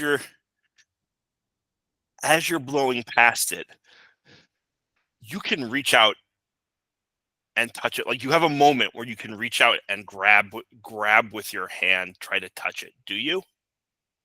Yes. So you touch it for a second. And remind me again, what was the emotional response your father had to the song?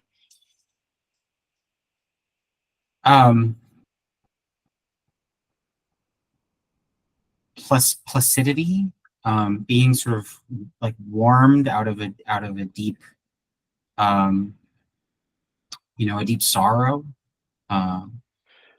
Yeah. So as you touch it, right, and you can even like grab it, right, like maybe like an arm is emerging from its side at this moment, and you can almost grab like a simian hand for a second, that in that moment, right, gets absorbed back into the body, as you're walking by, as you're racing by, and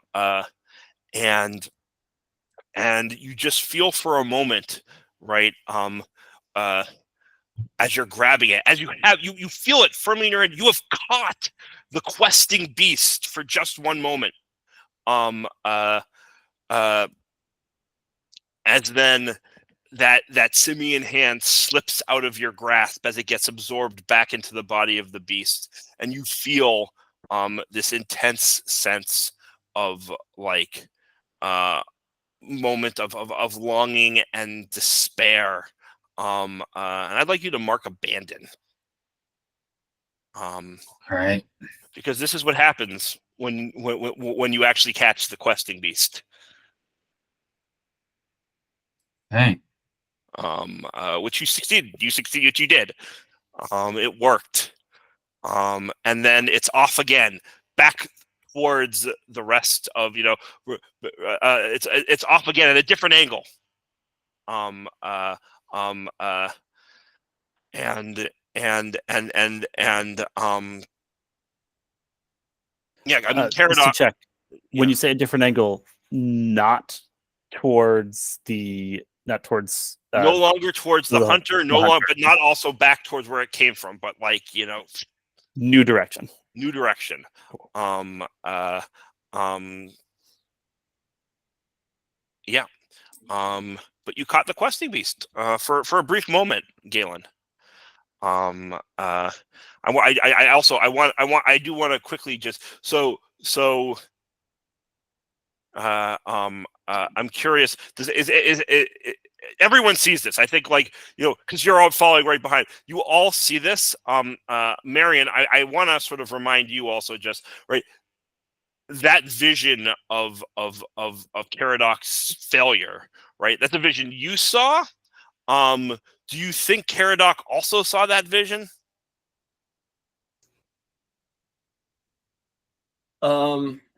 Yeah, I think you,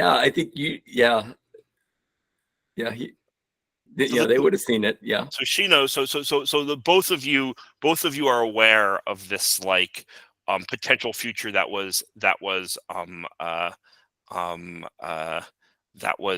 averted. But you're also aware that apparently the hunter has killed someone.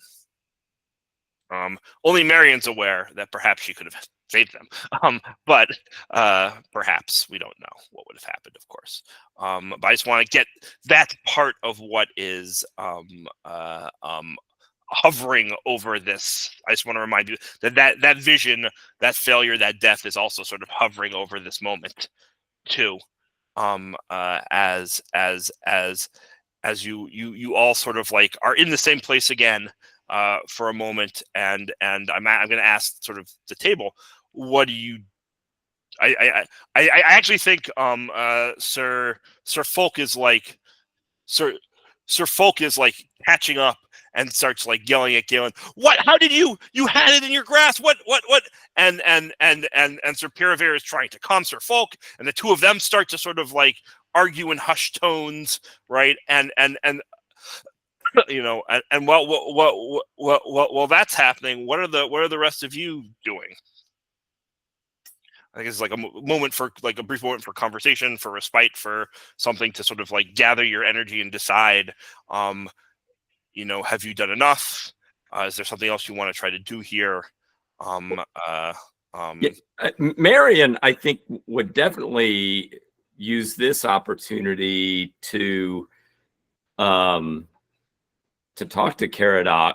And I mean, it has been weighing heavy on Marion's heart and mind that she had heard, right, that yell, right, coming from, you know, the direction of the hunter with the hounds, and you know, Caradoc is responsible for having led the hunter in that direction. So in Marion's mind, you know, it makes some sense to tell Caradoc. Yeah. So how do you bring it up? How do you start that conversation? Well, I you know, I will say, you know, Caradoc, that hunter who you threw off the trail, you know,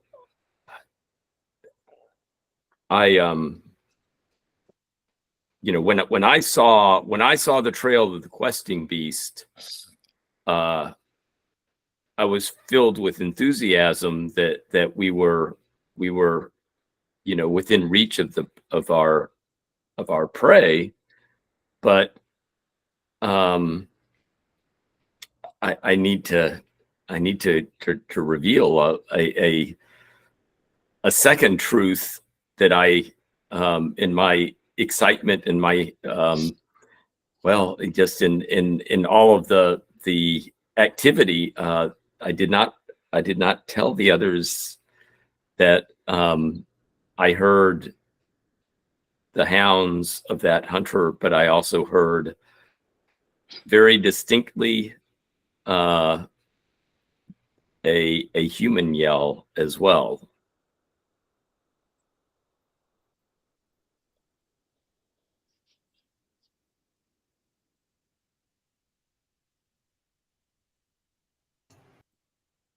And I think Marion, when you know, after she says that, she kind of starts moving her horse in that direction towards, you know, where that hunter with the hounds had been, or where they had gone.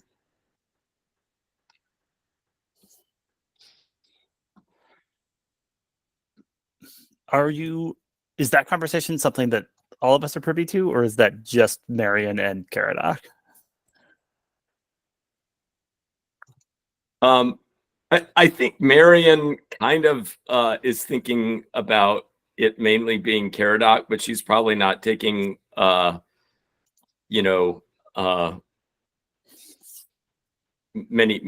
much pains to whisper it, right? I think it is spoken to. Galen is in earshot since I'm still on the same horse. Yeah. But he's also kind of in shell shock. So I think it's just like 1,000-yard stare, but not, the words are just like running off of it, you know? Yeah, I think Olwen spots that Galen is in this state, and so her first concern is going to be Galen. So I think she's missing this, and this can be a Caradoc Marion moment. Yeah, and then we'll play out that maybe as a offering encouragement or something if you want after that. But yeah. And what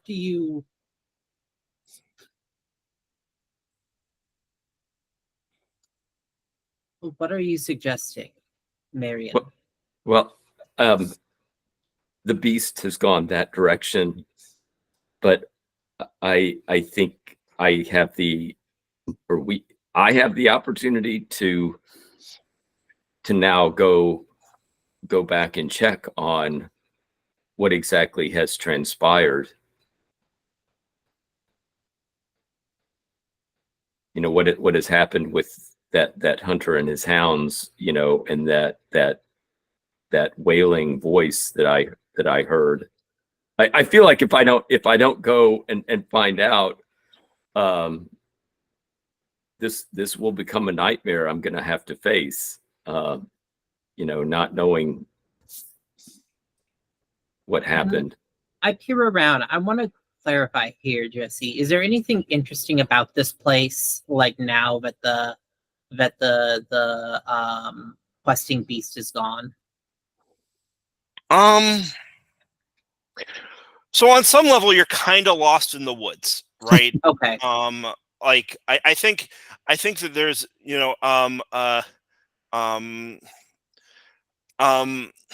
I think there's definitely a shadow over it. It feels weirdly pregnant, I guess, is like a word I might use. Whether because of the frisson of whatever the interaction between Galen and the questing beast or not, I don't know. Whether because of or perhaps some energy of the spot itself. So if you're interested, like you could totally, if you want to try and trigger Darkness Beckons. I think that's that's something I'm going to do. But I think I also I look to Marion and I say, you should go see what there is to find. But I fear that there is a poison here that cannot be answered by catching the beast. That what you find there, just remember that it is easy to allow the shadow to have sway over you. The hunter may wear the face of a man, but that does not mean he is not an evil. I am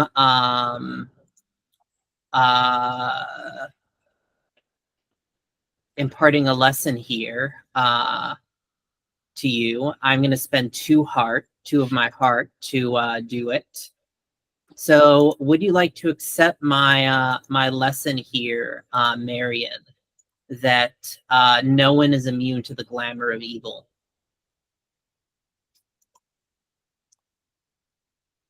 Okay, so you can accept it, which will let you mark a notch and record the lesson as a temporary lesson, or you can resist it and then you'll roll, and depending on the roll, stuff happens.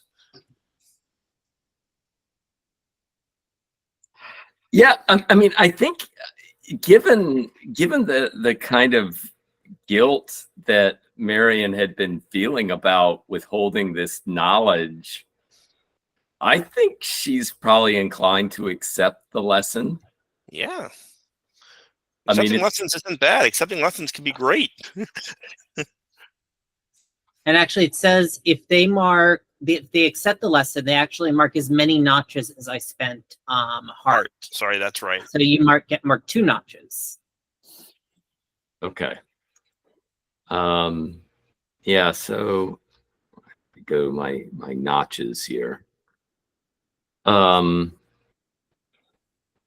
This is good. We're getting some notches marked so we can start racking up advancements. Well, I think shame definitely fits because no, those are notches are XP. Oh, I'm sorry. Yeah, the notches. Notches are your XP. Yeah. So the tarnishes are a different thing. Correct. Okay. Yeah, I've got the notches. So yeah, I'll put that to 2. Yeah, I'm just missing here. When do we mark notches? So there's a couple things that. Oh, do you want? You go ahead. I'll run down some of the basic triggers for it. There's an end of session trigger for it that goes with each aspiration playbook. You also get it whenever you defy a lesson. Like however the roll goes, you get it as a sweetener for defying a lesson. If you're told to suffer an ordeal and you choose stumble, hesitate, or flinch, you get a notch as the right. You should have a notch marked for having stumbled, hesitated. I didn't though. You grit your teeth and you grit your teeth and mark the tarnish. Right. That's right. Okay, And just check. there are, and I think I think with the updated version of your temperament move, there's a notch trigger there as well. So, they're not on every miss, like in some PBTA games, but there's a number of ways to. Okay, well, I'm gonna defy my lesson right now. You can be more than where you came from, and I'm going to channel the powers beyond to see what is here. I mean, I think I let Marion go off on her thing, just so she isn't here for that, because of the lesson I just imparted on her. Because I'm straight up just gonna see All right. Digging up old bones. You go ahead. You go ahead and roll that, and then before we resolve it, I want to cut to Galen and Olwen. But let's see what the result of the roll is, and you can think Okay, about. so let's see. It's not coming up for me. Let me try reloading. So that's refreshing. We'll do it.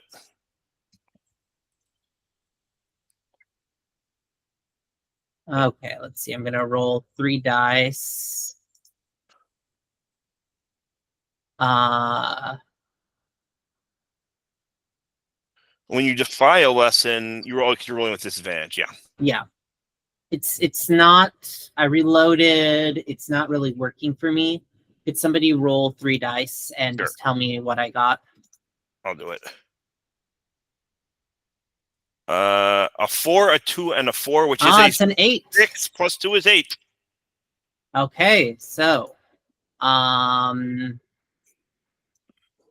So think about your questions. Yeah.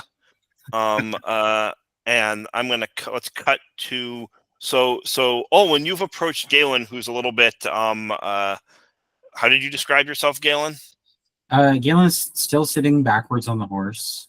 The hand holding the seashell is like limp in his lap, and the other hand is sort of like still held outward slightly, and kind of like, still trying to grasp. He is sort of looking into the middle distance, and under his breath is humming the tune. Yeah. Olwen, let's see. She dismounts. She did a little run on her pony to catch up with you guys, but she dismounts, walks over and like reaches up, to kind of grasp your shoulder. And he sort of starts at the touch, I think. Galen, are you all right? You caught it for a moment there. You caught it. You were holding on to the questing beast. I think he laughs, and you can tell that it's sort of a forced laugh, and he says,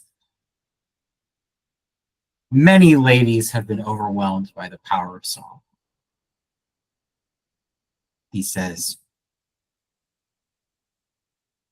"The good king said that the creature had pierced him to the heart. I dare say that I have struck a blow in his honor today."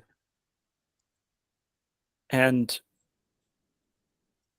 are you all right?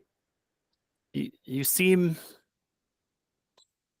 What happened when you grabbed it? I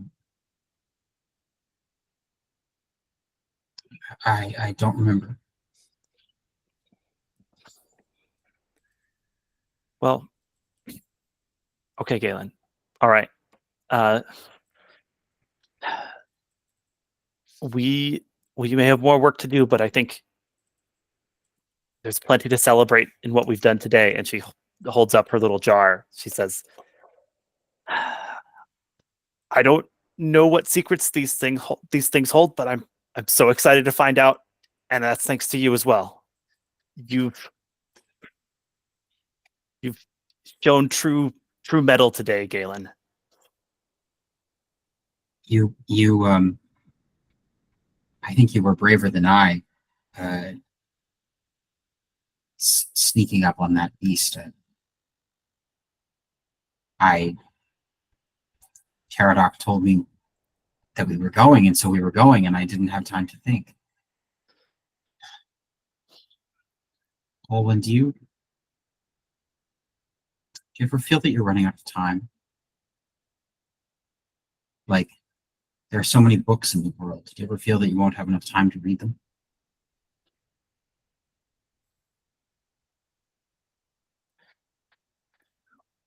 Honestly, it's not time that's the main problem. It's that so few copies exist and they're at such far-flung monasteries.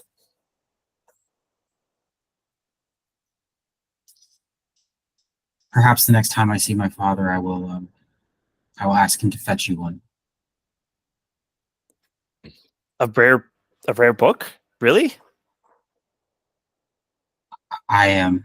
I have a list right here. And she's like pulling out her wish list of obscure volumes. Yeah. I think that can be seen, right? I want to roll it as an up for encouragement to see if we Sure. get some mechanical bonus from it. But yeah, I love that. Love that back and forth.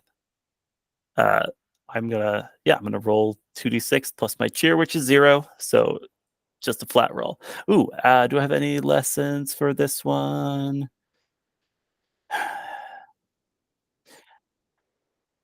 I will try and get advantage by tagging heroes never let warnings or threats dissuade them, and just throw in something about how by acting in the moment and charging after the beast, Galen showed the real heroism of those who are not stymied by what would discourage others. Does that seem legit? Seems legit to me. Jesse, seem legit to you? So it's gonna be 3d6. I'm never gonna say no to a question like that. I might follow up with a question, but I will never just say no. Okay, so the top two are 5 and a 3, making it an 8 on offer encouragement. So Galen, you get to pick one from the list.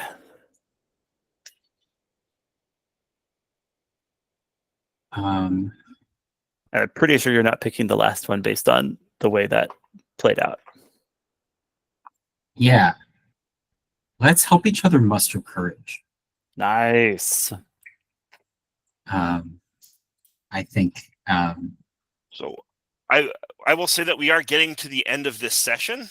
Sure. So and I think probably the end of this little adventure piece, you could definitely hold on to just make sure to mark that you've got advantage on your Cool. next roll, because it might be a little futzy to get, don't lose track of that. I'm putting it down in all caps in my notes here. Well, in that case, do you think it would be more appropriate for each of us to clear a tarnish or gain 1 heart, since that is? It's absolutely up to you, right? Encouragement can last a long time. I'm gonna be honest, I haven't thought about what comes next after this bit. So there might be passage of time, but I think the encouragement can still give you advantage the next time you roll. It's just a question of what you sort of want, both fictionally. I wanted to flag that as something that, like, it's not going to happen right away, probably. So you want to be. I'm cool with muster courage, and I'm just making a note so we remember. So I remember that advantage, and you can make a note too, because it applies to both of us. Sure, sounds good. Let's see what Caradoc turned up by. Yeah.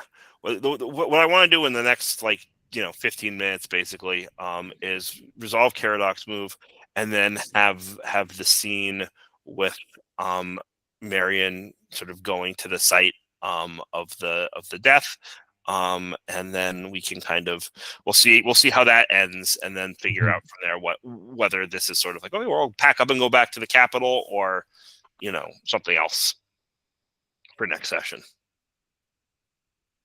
Go ahead. Yeah. So, Caradoc, what were your questions?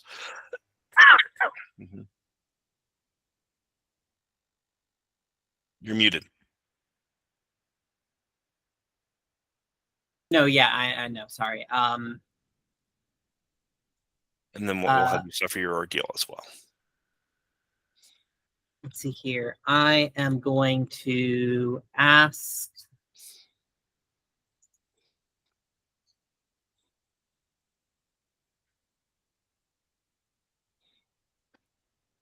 Where is my right? I think what will the darkness do next if unopposed? And I was kind of torn, but I think I'll go with what redemption or retribution is dreamed of here. And on a 7 to 9, I ask the questions, but I hear the call of darkness and must suffer an ordeal. So yes, so as sort of you call upon, what did you say? You called on the darkness? Is that what you were doing? Is that how you described the Yeah, I'm invocation of like power that you channeling the did? darkness of the place. Yeah. Yeah. And so what it feels like is like a long lingering shadow passes over. Right? Um uh as if you were standing on the far side of a tall tower. As if the sun has moved behind a building. Um, um, and and who of those that you lost did you most fear as a child?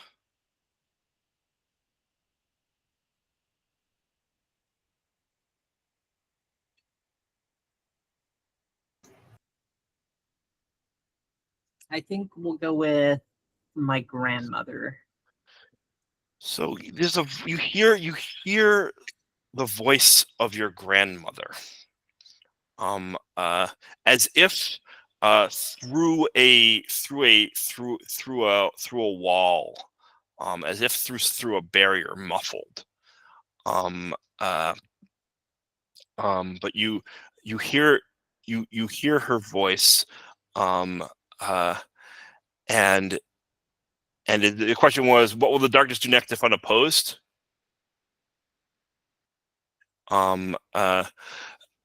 So Yeah. so she says, child, it is so good to see your voice. I hear your quest for us has now been sanctioned. Um, um, uh, um, but do not tarry. For if you do not come soon, we will send the tower. The tower will send its residents to come search for you. And the thing that the darkness will do if unopposed is begin to send out undead servants to seek you.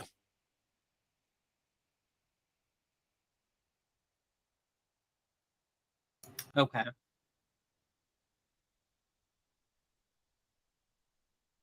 And then the other question was, what redemption or retribution, and that's is dreamed of here. Yeah. And I think here, this is now specifically this piece of the forest, right? This place where the questing beast is being hunted, where you were hunting it, where it was caught very briefly, right? And I think it dreams of, and it's not clear whether this is redemption or retribution or perhaps both. But it dreams of the hunter being hunted by some greater predator yet.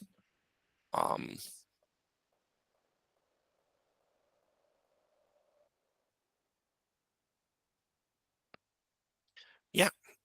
So those are the answers to your questions.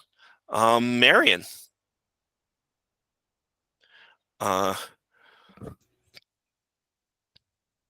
So you've rushed off towards where you hear the baying of the hounds again, and you find them, and you see the hunter. The dogs are sort of they're barking a little bit. They're not in full chase mode. You can hear them because they're kind of barking, but they're actually kind of playing. I think the hunter may have given them, a few pieces of meat to sort of like bones to sort of like, and so they're barking and playing, and then some of them are just sort of like chewing the things, right? And you see, you come across the hunter, this knight, this elderly knight, dressed in light, and not in hunting leathers like all of you are, but in sort of a chainmail kind of armor, not full plate, wearing a helmet, big white beard, old, deep set eyes, and he has this big boar hunting spear, this enormous thing, and you see him. He's got a cloth, and he's cleaning and oiling the like 8-inch long, gigantic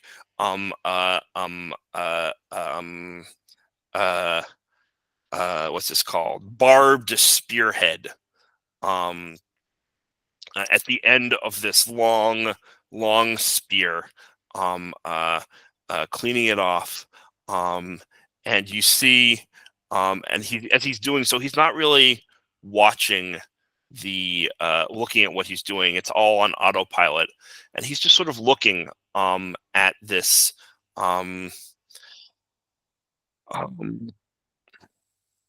body. It's a middle-aged woman, hair starting to gray,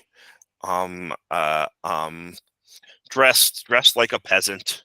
I think there's like a basket full of some kind of herbs, right, fallen on the ground beside her, and just with an enormous gaping wound in the center of her torso,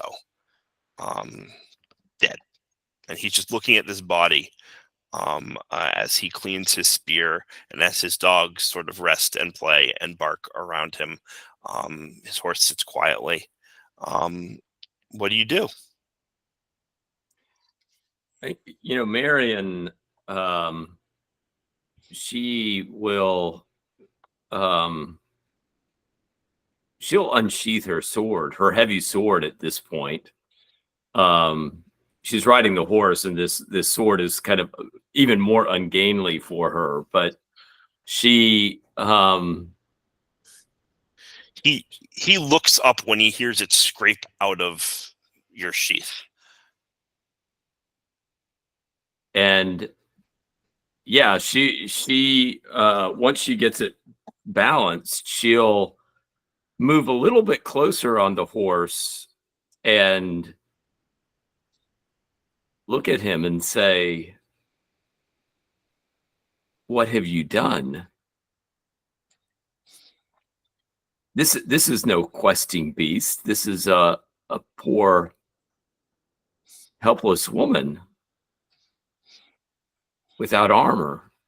He looks at you with eyes full of sorrow and say, "She did not know it, but she stood between me and my prey."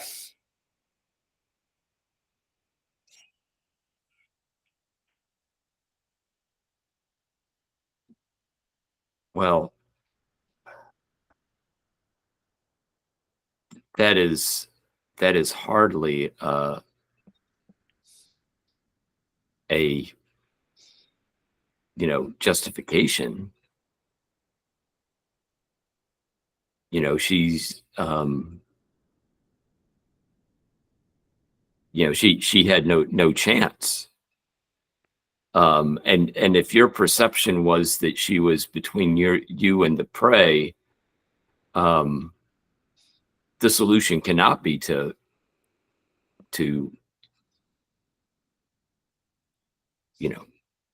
violently slay her. He shrugs. He says, "This is the way of the hunt.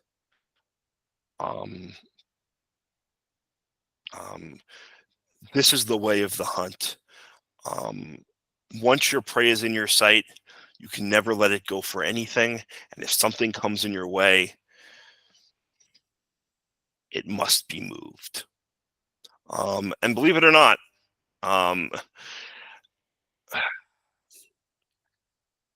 he's trying to impart a lesson to you.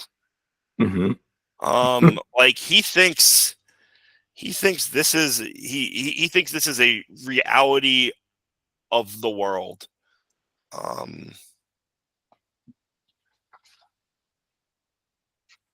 So are you going to accept it? Are you going to resist it? Oh, I think I'm definitely going to resist that. Yep. Yeah. So you roll 2d6 without a stat. All right.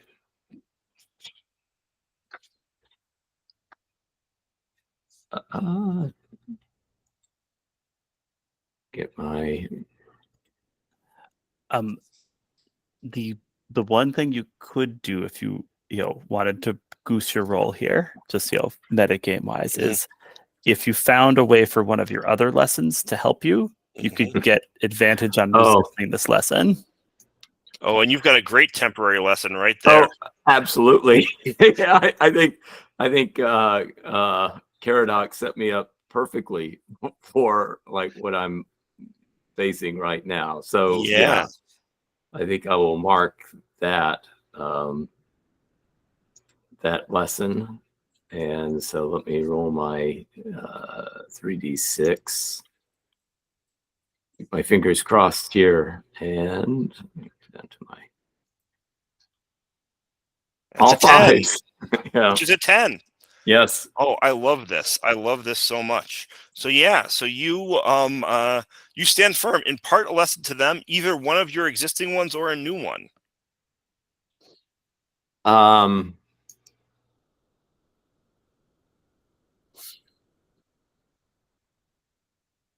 Yeah, I feel like a new one is in order. Yeah. So you can think of it if you want to think about it a little bit. You can yeah, don't just kill people. Yeah, I was thinking some lesson. The lesson would have to do with, I mean, it has to do with kind of realizing when your obsession kind of takes you beyond the pale, right? That something like it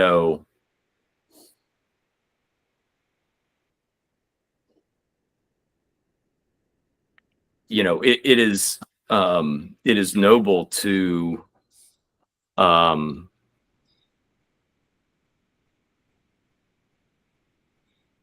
to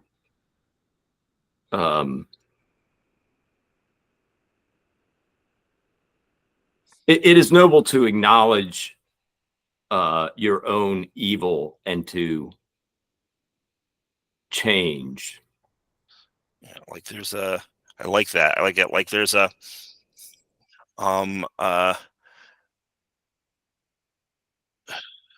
there is it's noble to acknowledge your own evil and to change, right? That You could even rephrase it a little bit, the first step to change is to acknowledge one's own evil or something like that. Oh, that's good. Yeah, I like that. Yeah, that's great. All right, go ahead and mark that as a temporary lesson for yourself. And I think the last shot we see here is him dropping his spear on the ground and burying his face in his hands. Nice. And I think that's where we go. And I think that is the end of the questing beast hunt arc of this adventure. I think Caradoc has picked up some leads about what's going on. I think the next session will begin truly your quest for the Tower Perilous. Awesome. And we'll open next session with some questions and some I have ideas about what that looks like, but I also want to pull from some of the stuff that you've done and that you're thinking about to sort of frame the opening of that quest. Cool. All right, let's do end of session. End of session. And we'll go left to right across the character keeper. So at the end of each, so Olwen, select one of your lessons and choose. I embody this lesson more and more. Take one. I'm struggling with this lesson into my ideals. Rework the lesson. I have more to learn from this lesson. Upgrade it to from a temporary to a permanent, or I've learned all I can. Delete it and mark a notch for a marked permanent lesson. Yeah, I think I'm embodying heroes never let warnings or threats dissuade them. Just try living that one to the hilt by charging up to the questing beast and yelling a story at it. Yeah, so sure. I will take a heart for that. And the other piece of this that we wanted to remember to do is the end of session notch triggers. So mine is mark a notch if you called out the best in someone. And I'm gonna say yes. I think I was helping Galen live up to his best self here. Sure. And don't forget to unmark your permanent lessons and your marked permanent lessons and remove any marked temporary lessons. Yes. And this temporary lesson is less directly relevant to things that happen in the future, but I think there will still be things that can be conceived of as hunters and prey. And, I'm sure you'll have opportunities. I'll find a way to use that. I'm not worried about it. Amazing. All right, Stephen. End of session. So is there a lesson you want to do one of these things with?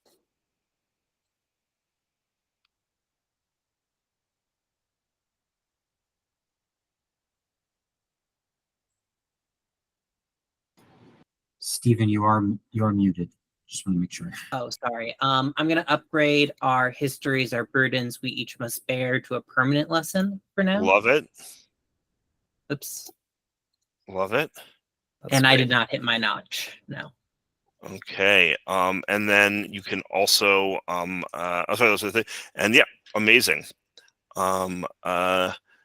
Ian, Galen, is there a lesson that you want to do one of these things with it? I don't think that I've tested a thing is not always what it seems yet. Which I think is what I would feel like I needed in order to make it permanent. Okay. I don't know that you could say that the solution that I came up with to a difficult problem was a pragmatic one. It was something. It was some kind of solution. Yeah, I mean, I would say you have a couple of solutions you came up with. Well, I came up with a good solution for getting Olwen out of the river. Yeah, but wait a minute, but you have other things. You don't have to make that permanent. You have a bunch of different things you could do with your lessons. You should do one of the end of session lessons things. I mean, you don't have to, I guess. You don't think any of them are true, but I feel like one of them must be. Will you help me and body this lesson more and more? I'll just say, like, I have more to learn from this lesson. Like, maybe that's why you need to upgrade. You say you need to have dealt with it. The fact that you haven't dealt with it is what makes it a permanent lesson, right? That you're not there yet, right? Yeah. Okay. Well, in that case, I do want to upgrade it because I think that's going to become an important touchstone. So, right. Like that's sort of how it works, right? I need it. I need to learn this lesson. Right. So yeah, and delete your permanent your mark temporary and unmark your permanent ones. And Robbie, Marion, how about you? I